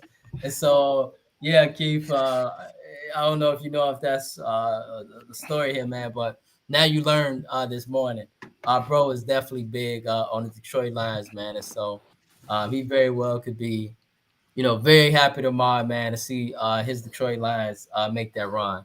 He's been a fan since Hard Knocks. Okay. And so, yeah. And so, fellas, with that being said, let's just progress now to our NFL Championship weekend picks. This is the moment, man, we all been waiting for real. And so, with that being said, let us start with the first game. The first game, fellas, is Patrick Mahomes in Baltimore. And so, with that being said, Jamar, we start with you. We follow up with you, in, and then we follow with you, Keith. Who you got going to the Super Bowl, Jamar? Why? Man, I ain't gonna lie. Like, since the games concluded last Sunday, like I've been sweating bullets all week about these matchups here. Cause it's like it's kind of similar like last week with that Bills Chiefs games. Like Bills should win, but it's kind of hard to bet against Patrick Mahomes. At least only one of us, had the right mind to not do that. All right, but this week here, I mean, look, I understand Patrick is great. I understand what he's able to, like, what Cam Newton say, like either a game manager or a game changer. I mean, obviously Patrick Mahomes is a game changer. Right. Mm-hmm. And if you ain't watched the series quarterback, you're like, I feel like you haven't really appreciated that man either. But but I would say Lamar Jackson is also a game changer too. And I would say intangibles matter when it comes down to some of this stuff. And I feel like the Baltimore Ravens is going to the Super Bowl, man. It's just so much. Just think about Lamar Jackson in the last 12 months. Like around this time, it was like nobody wanted him. It seemed like he was about to be blackballed out of a contract. Yeah. Remember, so just really quickly, and Jamar, remember last year we were talking about this when Mr. Tyler Huntley was starting for Baltimore in Wild Card Weekend against the Bengals. We were like, man, is Lamar motivated to not play? Like, does he not want to be in Baltimore? Like, what's going on? Like, is he sending the message that he out of there? Now look at it. Exactly. Like all those teams that supposedly had interest, then all of a sudden didn't have any interest, and it made it seem like he wasn't gonna get his money. And we was talking about it all the time. And then to go from that to this, you think that man is not motivated to get it done, to change the whole narrative? They keep calling this man a running back, keep like disrespecting the man. He's about to win MVP. You don't think he's trying to be amongst the greats here? Let's not even talk about the disrespect he had to go through coming out of Louisville, bro. Exactly. One guy said he's gonna be a wide receiver in the league. Like, come on, knock it off. So yeah, I think all that like really plays into this, and I just think it's their time to go again. So I got Baltimore. Whew. And I know, Jamar, that was after a lot of going back and forth. It was, man. Did your research. And bro, who you got? Oh man. I got Baltimore because I've had Baltimore and I ain't gonna say my other pick yet, but I've had Baltimore and the other team that I picked since the start of the playoffs. But I mean, I had the Chiefs losing last week to the Bills, but you know, the Bills found a way to. They about to be in the same boat as them Cowgirls, but it's hard betting against Patty, man. And, you know, I feel like Patty is the best, best quarterback in the league. You know, one of my favorites, both of them, him and Lamar. But it's hard to bet against Patty. It's like every time I be like, nah, he ain't gonna get this one. Maybe the next time. And Patty, he find out. You could also say that against Tom Brady sometimes, and he figure it out. I mean, that's the only person he's lost to in the playoffs, which is insane. Right. That's the only person. That's facts, bro. That's facts. The only person he lost to. He lost to him in New England, the championship game, and then they lost to him in the Super Bowl. Oh, yeah. And Joe Burrow. Oh yeah, and Joe Burrow. Yep. Oh yeah, that's right. Thanks. Yes, that's right. Yep. And Joe championship game. Yep. Championship game. Yep. And the Rams won. So, man, it's hard to bet against him, man. It's hard, but I'm gonna go with Lamar. I just I think it's the Ravens' year. I just think it's their year. I'm gonna go with Lamar. All right. It's tough though, man. It is. Because Patty, he just always figure it out, and he'd be like, "Damn it!" I'm like, "See, that's why I don't bet money because I would lost the money last week." Right. Some people. Go ahead, Jamar. Dude, I was gonna say, I feel like you remember that game show Who Wants to Be a Millionaire? When they get to that point, when they get to that like that second checkpoint, and then the lights get all dim, and it just make that little music sound in the background, that pressure sound. Like that's how it feels right now, making these picks, bro. Like, don't. Yeah, for real. Keith. Yes, sir. Oh man, dog. I'm gonna go against the grain, man. Right. I'm gonna pick the Chiefs, bro. I'm not discrediting Lamar Jackson. Lamar Jackson, to me, he's not. That's why I tell people, don't y'all fight me. Don't y'all fight me. I know y'all love y'all to Lamar. And trust me, I don't know if y'all remember when Lamar Jackson was potentially trying to become a free agent. And I don't know but there was talks about Miami trying to get him. Yep, I remember. I was banging on the table. I was banging on the table, boy. Chris Greer, you need to be on the phone right now. Like, trade him to him. Not that anybody. Hey man, Tua in our next 5 first-round picks. I don't care. Get it done. God, but listen, the farm, the whole franchise. Yeah, take the whole franchise, man, because that's something that Miami hasn't had. We haven't had somebody of that caliber since Dan Marino. So but when I tell people Lamar Jackson is not an elite quarterback. Lamar Jackson is a elite athlete. Lamar Jackson is an elite athlete. Patrick Mahomes is an elite quarterback. So Lamar Jackson, just what he was able to do athletically is has never ever been seen. Some people compare it to Michael Vick. But the thing about Michael Vick is Michael Vick definitely had that cannon. People don't give Vick that credit when it comes to throwing the ball, but we all seen Vick when need to, Vic can let that thing loose. I'm telling you. Facts. Lamar Jackson, I haven't seen that as of yet in crucial games.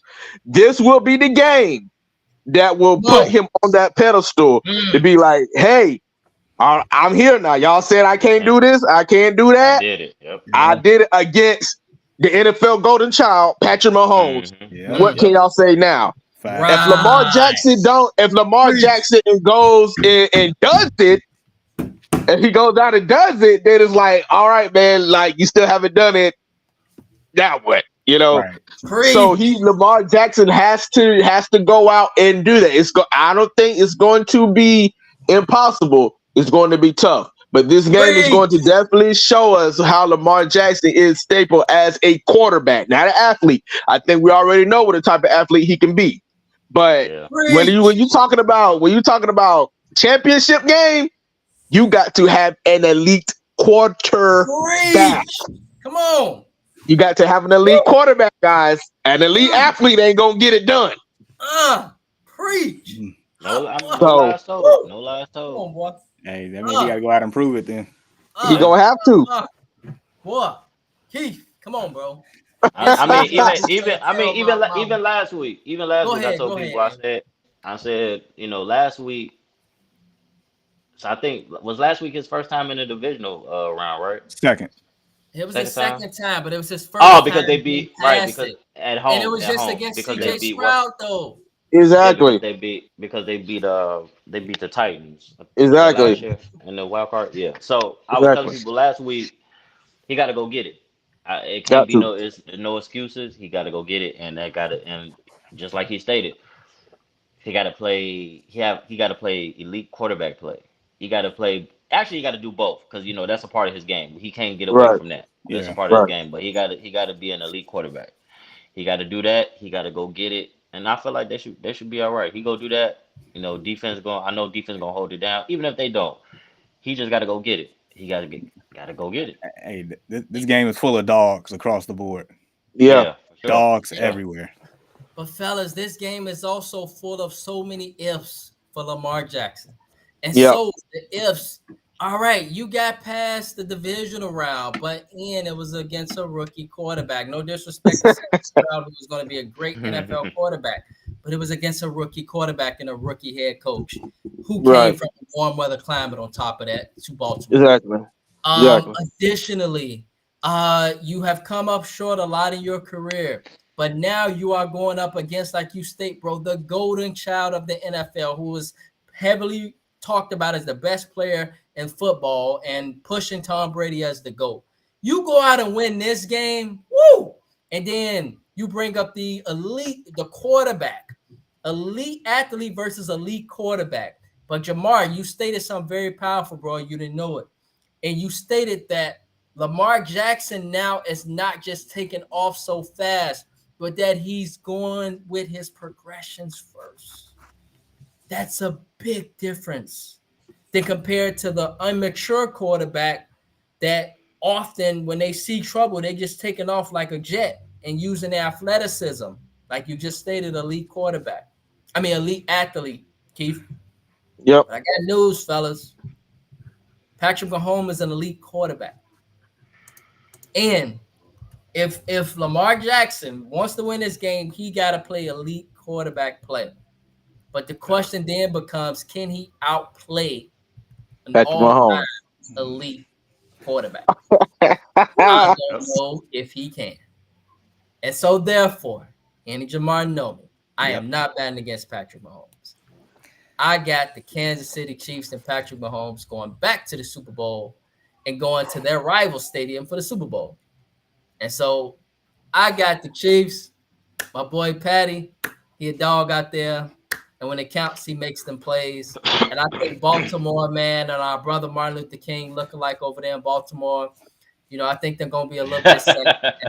You know what I'm saying? They're going to come out, you know, be turned up. But, you know, sometimes you just run into some guys, man, they just on different levels, man. And so, you know, think about all those times Peyton Manning had to play against Tom Brady. Tom Brady came out on top every single time, dog. every single time, bro. Not When nothing they again. We finally all got him know. that 1 year. That 1 Yeah, year. yeah, 1 year, but out of how many? You get what I'm Too saying? many. Too many. Right. So right. we all know Peyton is that dog, but Tom Brady is just a little bit. You know what I'm saying? Just that. He's just that curve, man. Yeah. Right.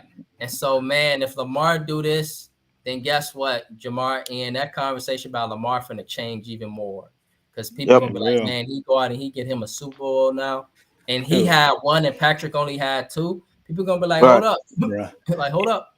It would make Josh Allen look even more terrible. Yeah, I mean, he get a Super Bowl. I mean, his career is solidified. I mean, if he didn't do nothing else, 2 MVPs, Super Bowl from a player that came in the league and they stated running back, receiver, go to DB, go do this, and solidified. It's gonna kill a narrative too. Go ahead, Jamar. Maybe you about to say the narrative that maybe, but on top of that, just remember Josh and Lamar came out in the same draft, same class. Yep. The fact that Ozzie Newsome, his last move as a GM, traded back in the first round to get him at the last pick, and boy, that I feel like that's going to kill a lot of narratives across the board, like a lot. It really is. Like anybody else that's similar to Lamar Jackson, I feel like their career is about to like just be amplified.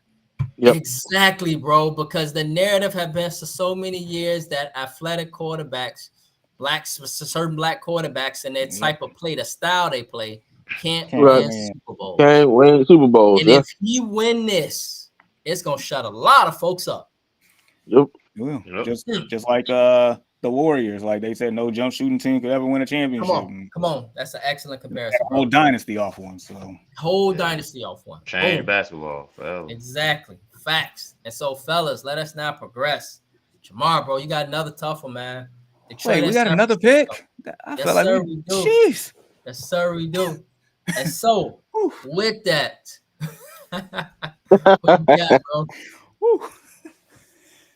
Oh man. All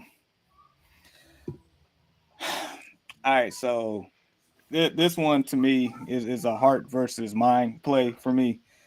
My heart is with those guys in the Motor City. I'm not even gonna lie. Like I want to see like history in that sense. I do, for them, for a fan base that's been agonizing, that's been defeated for so long. I mean, heck, they had a winless season and have made it to the NFC Championship game before the Dallas Cowboys. So I'm just pointing that out.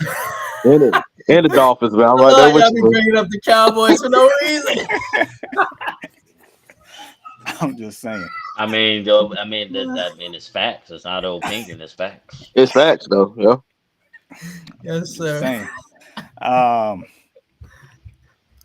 So I've been saying the 49ers like the whole year. I can't switch with my pick on that one. I don't want to be that person, so I'm gonna pick them. I don't have my favorite saying. I don't have the warm and fuzzies at all, because I feel like Detroit is very capable of going in and doing what needs to be done to win this game. That grit factor. I mean, I feel like they're just a physical team as the Niners. So I feel like the physicality play can't like be in favor of the Niners, which has been for a lot of these teams. So, it comes down to, coaching, comes down to, having the cojones to doing certain things. So that's why I don't have the warm and fuzzies about making my pick. So anybody that picks Detroit, I ain't mad at you, but I got the Niners by default just based on my pick from earlier. Which would be a Super Bowl rematch for like 10 years ago or so. Yeah, actually, what was that? 2014? Let me fact. It's around that time. That was 2013 Super Bowl, I think. Yeah, one of them. That's that was the Beyonce lights off halftime show, right? Yep. Yep. Yeah, I think it was 2013. I think because 2014 was the Seahawks. Yep, 2013. Yep. Yeah, I think with that too. Yeah, 2013. Yep. So close. So. Well, yeah, basically 10 years ago. I mean, we just in the beginning of 2014, so yeah, 10 years ago. All right, so Niners my pick. So with that, and bro, it's time for you to make that pick. I know you love Detroit, Yeah, man. but I know you like San Francisco a lot. So who Yeah, you got for this one, bro? I'm gonna stick to my guns. I'm gonna go with the 49ers. But I'm not gonna lie, if I seen Detroit go to Super Bowl, I think it'll be cool. But I got the 49ers. I got the 49ers. All right, all right. I don't that's why I don't like to bet, because every time I bet the opposite team wins. But you know that's how it is, man. That's how it always is. I'll be like, God. That's why you gotta do that's why you gotta do the spread. Man, bro. Right. Man. Use multiple apps. They say diversity, right? Or diversify your portfolio. You gotta go with multiple. You gotta go with DraftKings, the casino. Like honestly, to be honest, like say if I betted somebody on the 49ers, that'd be the game. Jameer Gibbs, he come out and rush for 300 yards, break some type of crazy rookie record, and they go to the Super Bowl.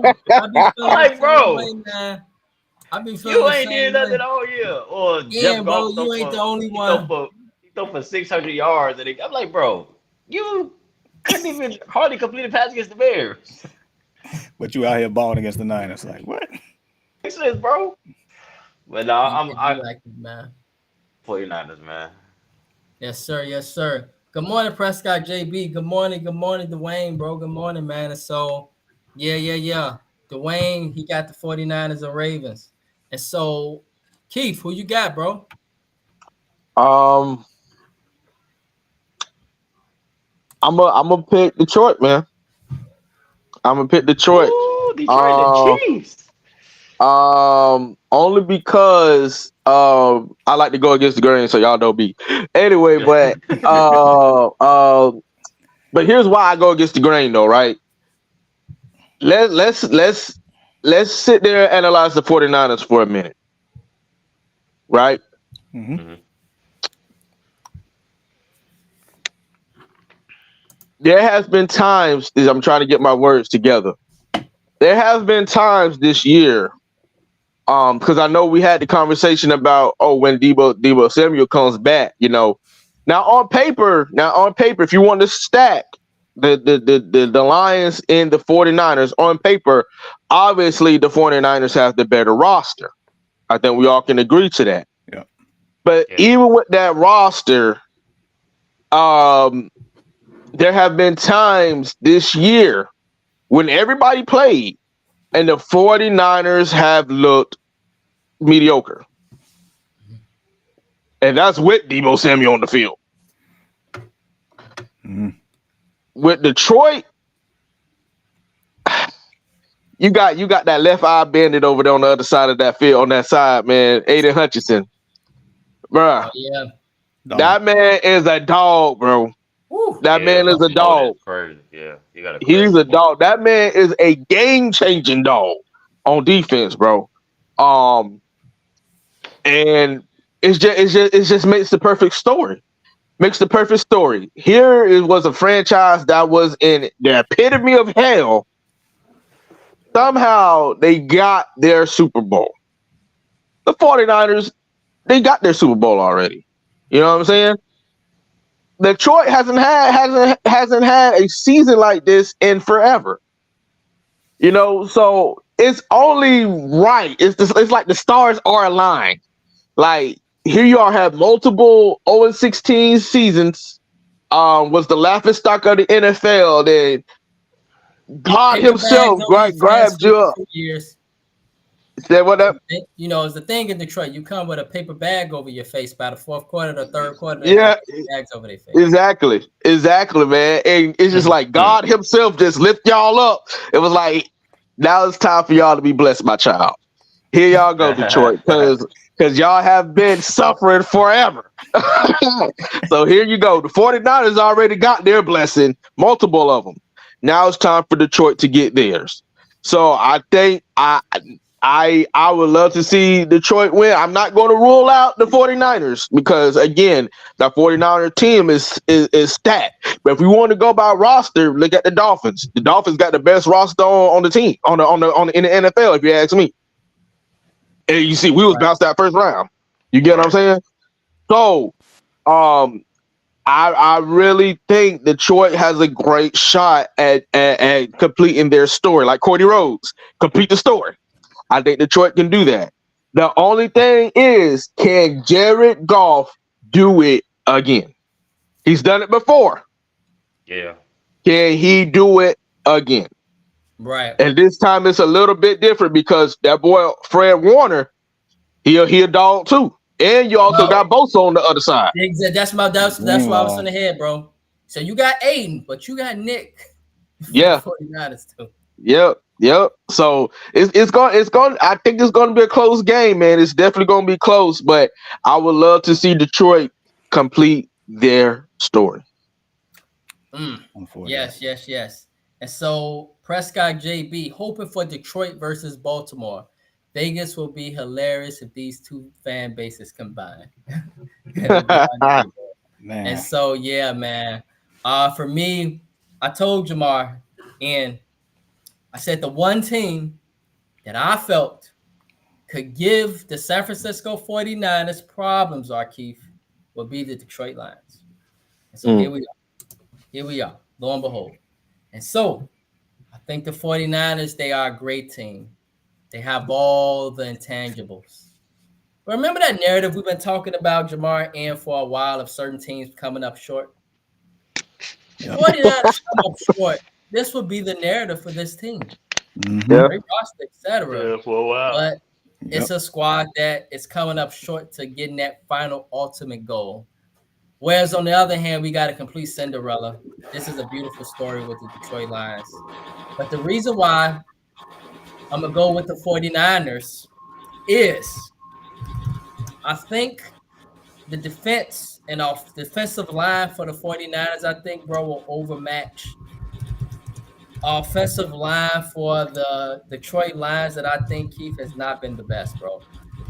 And at times they've been exposed a lot during this season. Playoff football, in my opinion, it's where your flaws get exposed. Exactly. And so with that, I think the Lions, bro, I think they come into Candlestick Park. I think He's going to be running around for his life, I think, from Nick Bosa. And he's not the best road quarterback as we've seen all season. He doesn't really play well outside. And so for that reason, I'm going to go with a rematch of Patrick Mahomes' first Super Bowl championship of the Chiefs and 49ers. That's my pick. Okay. Yes, All sir. right. Yes, sir.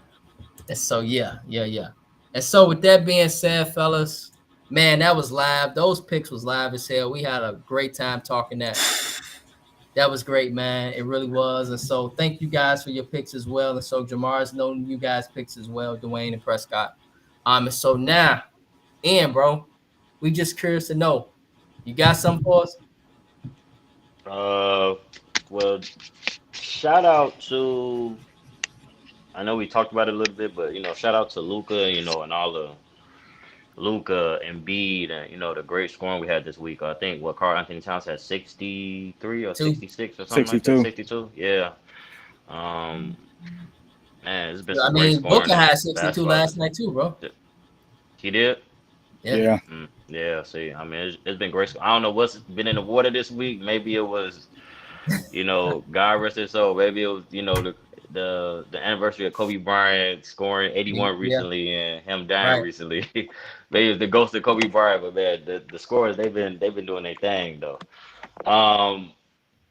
But we at the championship game, so I'll say, in our past memory, who's had the best playoff run as a player individually in football, and maybe the last I guess say 15 to 20 years.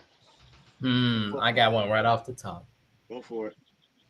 Yeah, go for it. For me, bro, I would say, remember that 2005 Steelers team that beat the Seahawks? Yeah, And so even though they had a big run, it was Yeah. big. It was the bus. It was the bus that carried that team to Yeah. the Super Bowl. He Yeah, was I think running all leadership-wise, over yeah, folks for for the sure. last 8 weeks of that season. He just got on a run. And it really taught people lessons, Jamar, about can you run that rock when it get cold outside? And can you run that rock come January? And who really in the right damn mind want to tackle the bus? And so ran Brian Urlacher. yeah, exactly. In the snow. And that was the following year. And so with that, like, man, the player that I remember, man, off the top of my head, if we're talking individually, bro, that led to a championship run, I gotta say the bus, man. You know, a player that went all the way. Yeah. Yep. Yeah. I got one. I'm just trying to fact check. Yeah, trying to get my okay. All right, you said great playoff runs, right? Yep. All right, and so this player has known to be mediocre in the regular season, but when the playoffs come up, he all of a sudden becomes a superhero. I know exactly who you're talking about. And I mean, I feel like it's fitting because one of the teams is still in it. I'm gonna give it to Joe Flacco in 2012. I don't know. I thought you were talking about somebody else. Okay, I was thinking somebody Julian Edelman. Eli Manning. Yeah, that's what I thought you were talking about. I thought you were talking about Eli. That was another good one. Yeah. Yeah. No, this one here, just because I'm thinking the Ravens. I mean, this dude. Yeah. This dude, Joe Flacco, in those 4 playoff games, 1,140 yards passing, 11 touchdowns, no picks. He went into Denver when Peyton Manning was in there. When he threw that infamous bomb to Jacoby Jones to force that game in overtime. Oh yeah, to do all that, Denver. Yep. And then to go against the Niners in the Super Bowl, where they was winning that, Ravens who had a comfortable lead, and all of a sudden second half after that lights out delay, here come the 49ers and Colin Kaepernick and that formidable team. But nevertheless, Joe Flacco got it done. That was probably the impressive runs I've ever seen in my life. Right, but don't forget, bro, the championship game when they got past Mike Tomlin and the Steelers, how physical that game was, and how literally he dissected. You know how persons know how to just dissect you, bro? We call it like quarterbacks being able to dissect. Remember the running back? I can't remember the running back. Okay, little midget, little Ray Rice. How he would dissect that Pittsburgh defense, dump it off 5 yards here and there. You know what I'm saying? Pittsburgh out there, pile everybody, knocking the boots. Like, I remember that, bro. And that's a good one, Jamar, because I remember how he would dissect those defenses, because good teams. That Niners team was a great team with Colin Kaepernick. That was a great team. That was a great team. And the Ravens escaped that Super Bowl, boy. They escaped that.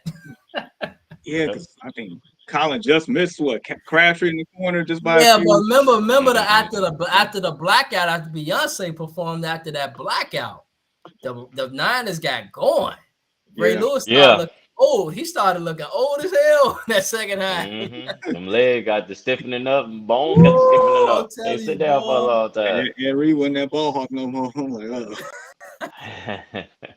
They escaped that one, boy. That was a Super Bowl for real, man. And so yeah. Go ahead, Em. I think I got 3. I got one that actually won the Super Bowl, and then I got the other 2 that just got there. One actually almost won them the Super Bowl, but it took a hell of a dramatic drive for them to lose it. One is Eli Manning.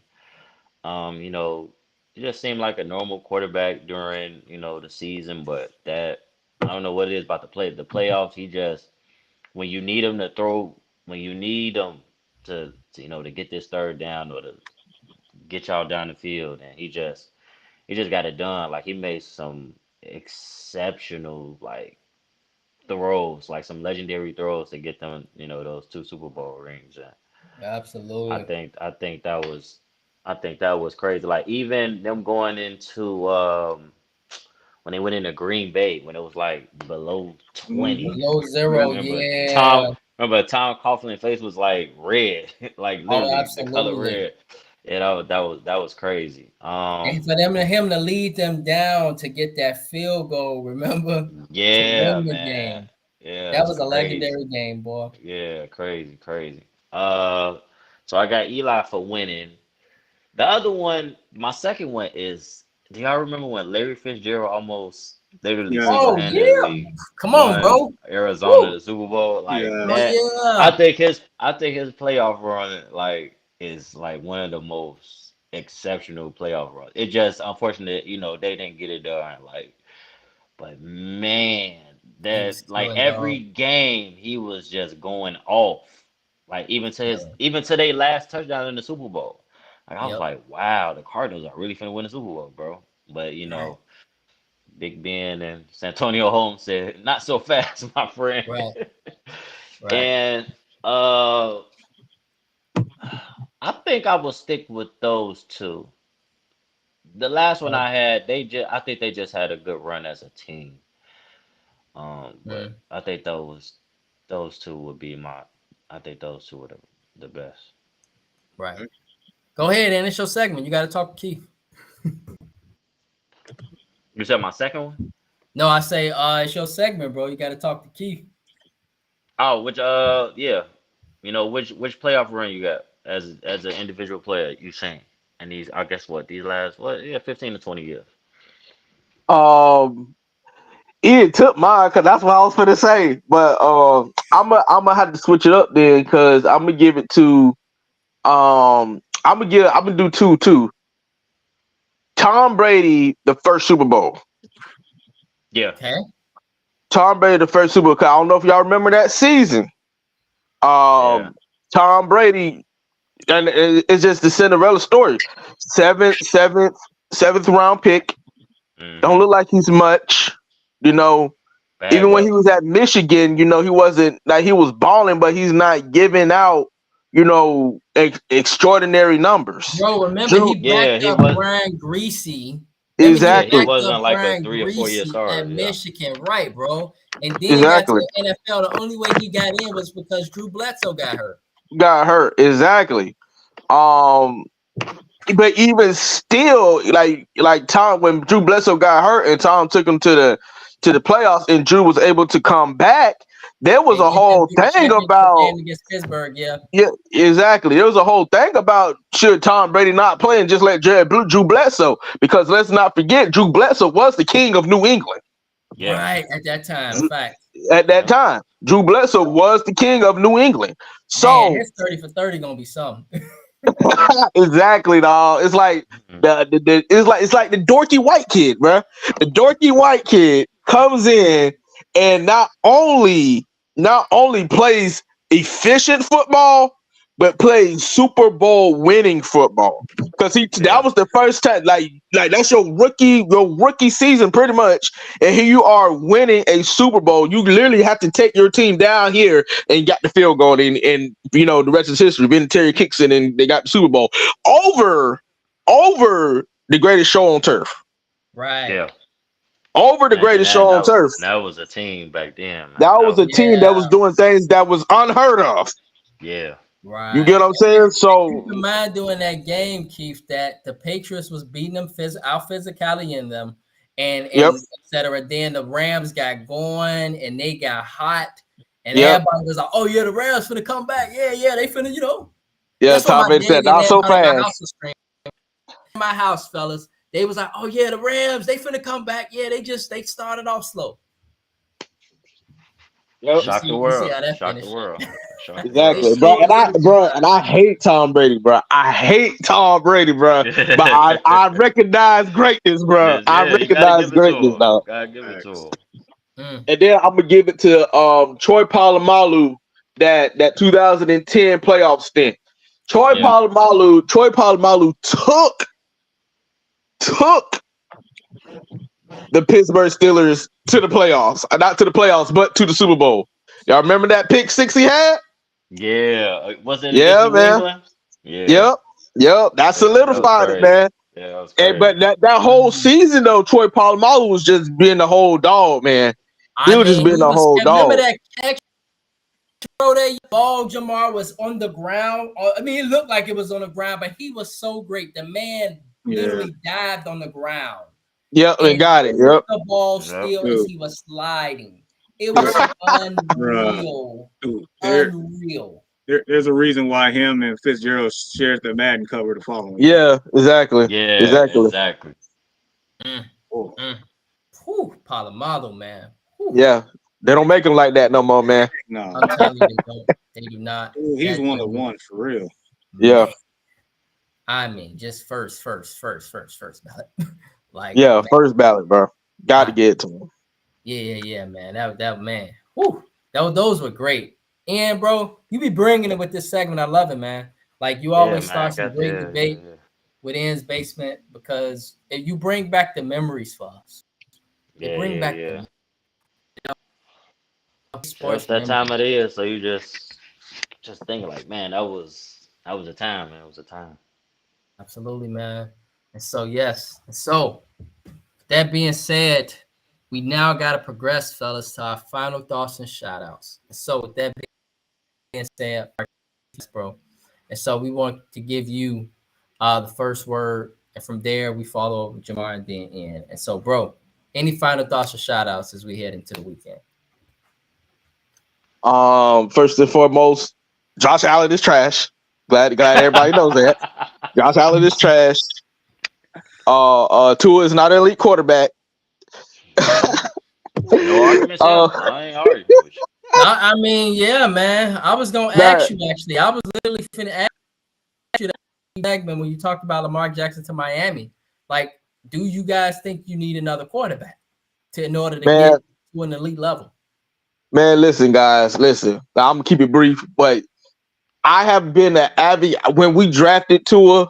I knew what time. Cause like some Dolphin fans, I watch game film. I sit there and I watch the all 22. I know what Tua was coming out the draft.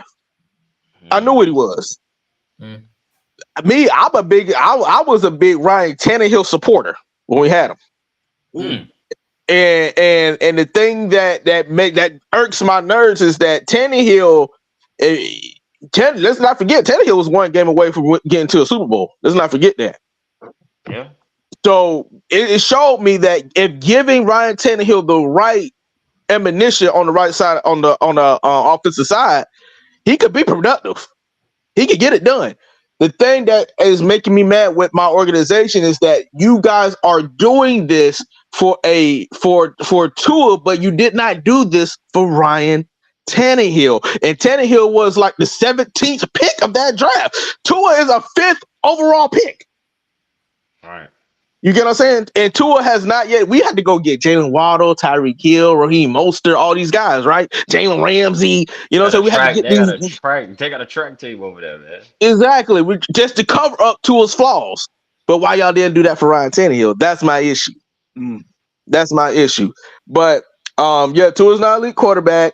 I hope Detroit finish their story. But I do want to shout out Offbeat Studios, my brand. My colleague Chris did come in and support. Thank you, Chris, for coming in and support. Thank you to all the viewers. Guys, it's been an amazing experience. I love what you guys are doing, man. Anytime I get to talk sports, it's always, you already know me. I could go on, man. I could go on, man. So just to have fellow brethren, black men, just to come together, man, and not in one setting, but you know, guys from Chicago. I'm from down south. We can get together, man, and talk sports all the time and no issue. So it's showing that, hey, black people can get together and cause don't have no problems. You know what I'm saying? But I appreciate it, man. I appreciate it. We definitely got to do this again, man. Love it. Man, fantastic, bro. That makes me and Jamar's day, bro. And so, Jamar, bro, yes, sir. Bro, any final thoughts or shout outs we head into the weekend? Yeah, of course. Shout out to our guests for joining us today. Like, man, this really made my day. Like, I appreciate you for coming on, the energy that you bring, the knowledge that you got, your different perspective, being from where you're from and us up here. Like, this was awesome, bro. Like, awesome. And actually once we're done with this, I want to holler at you about something else later on.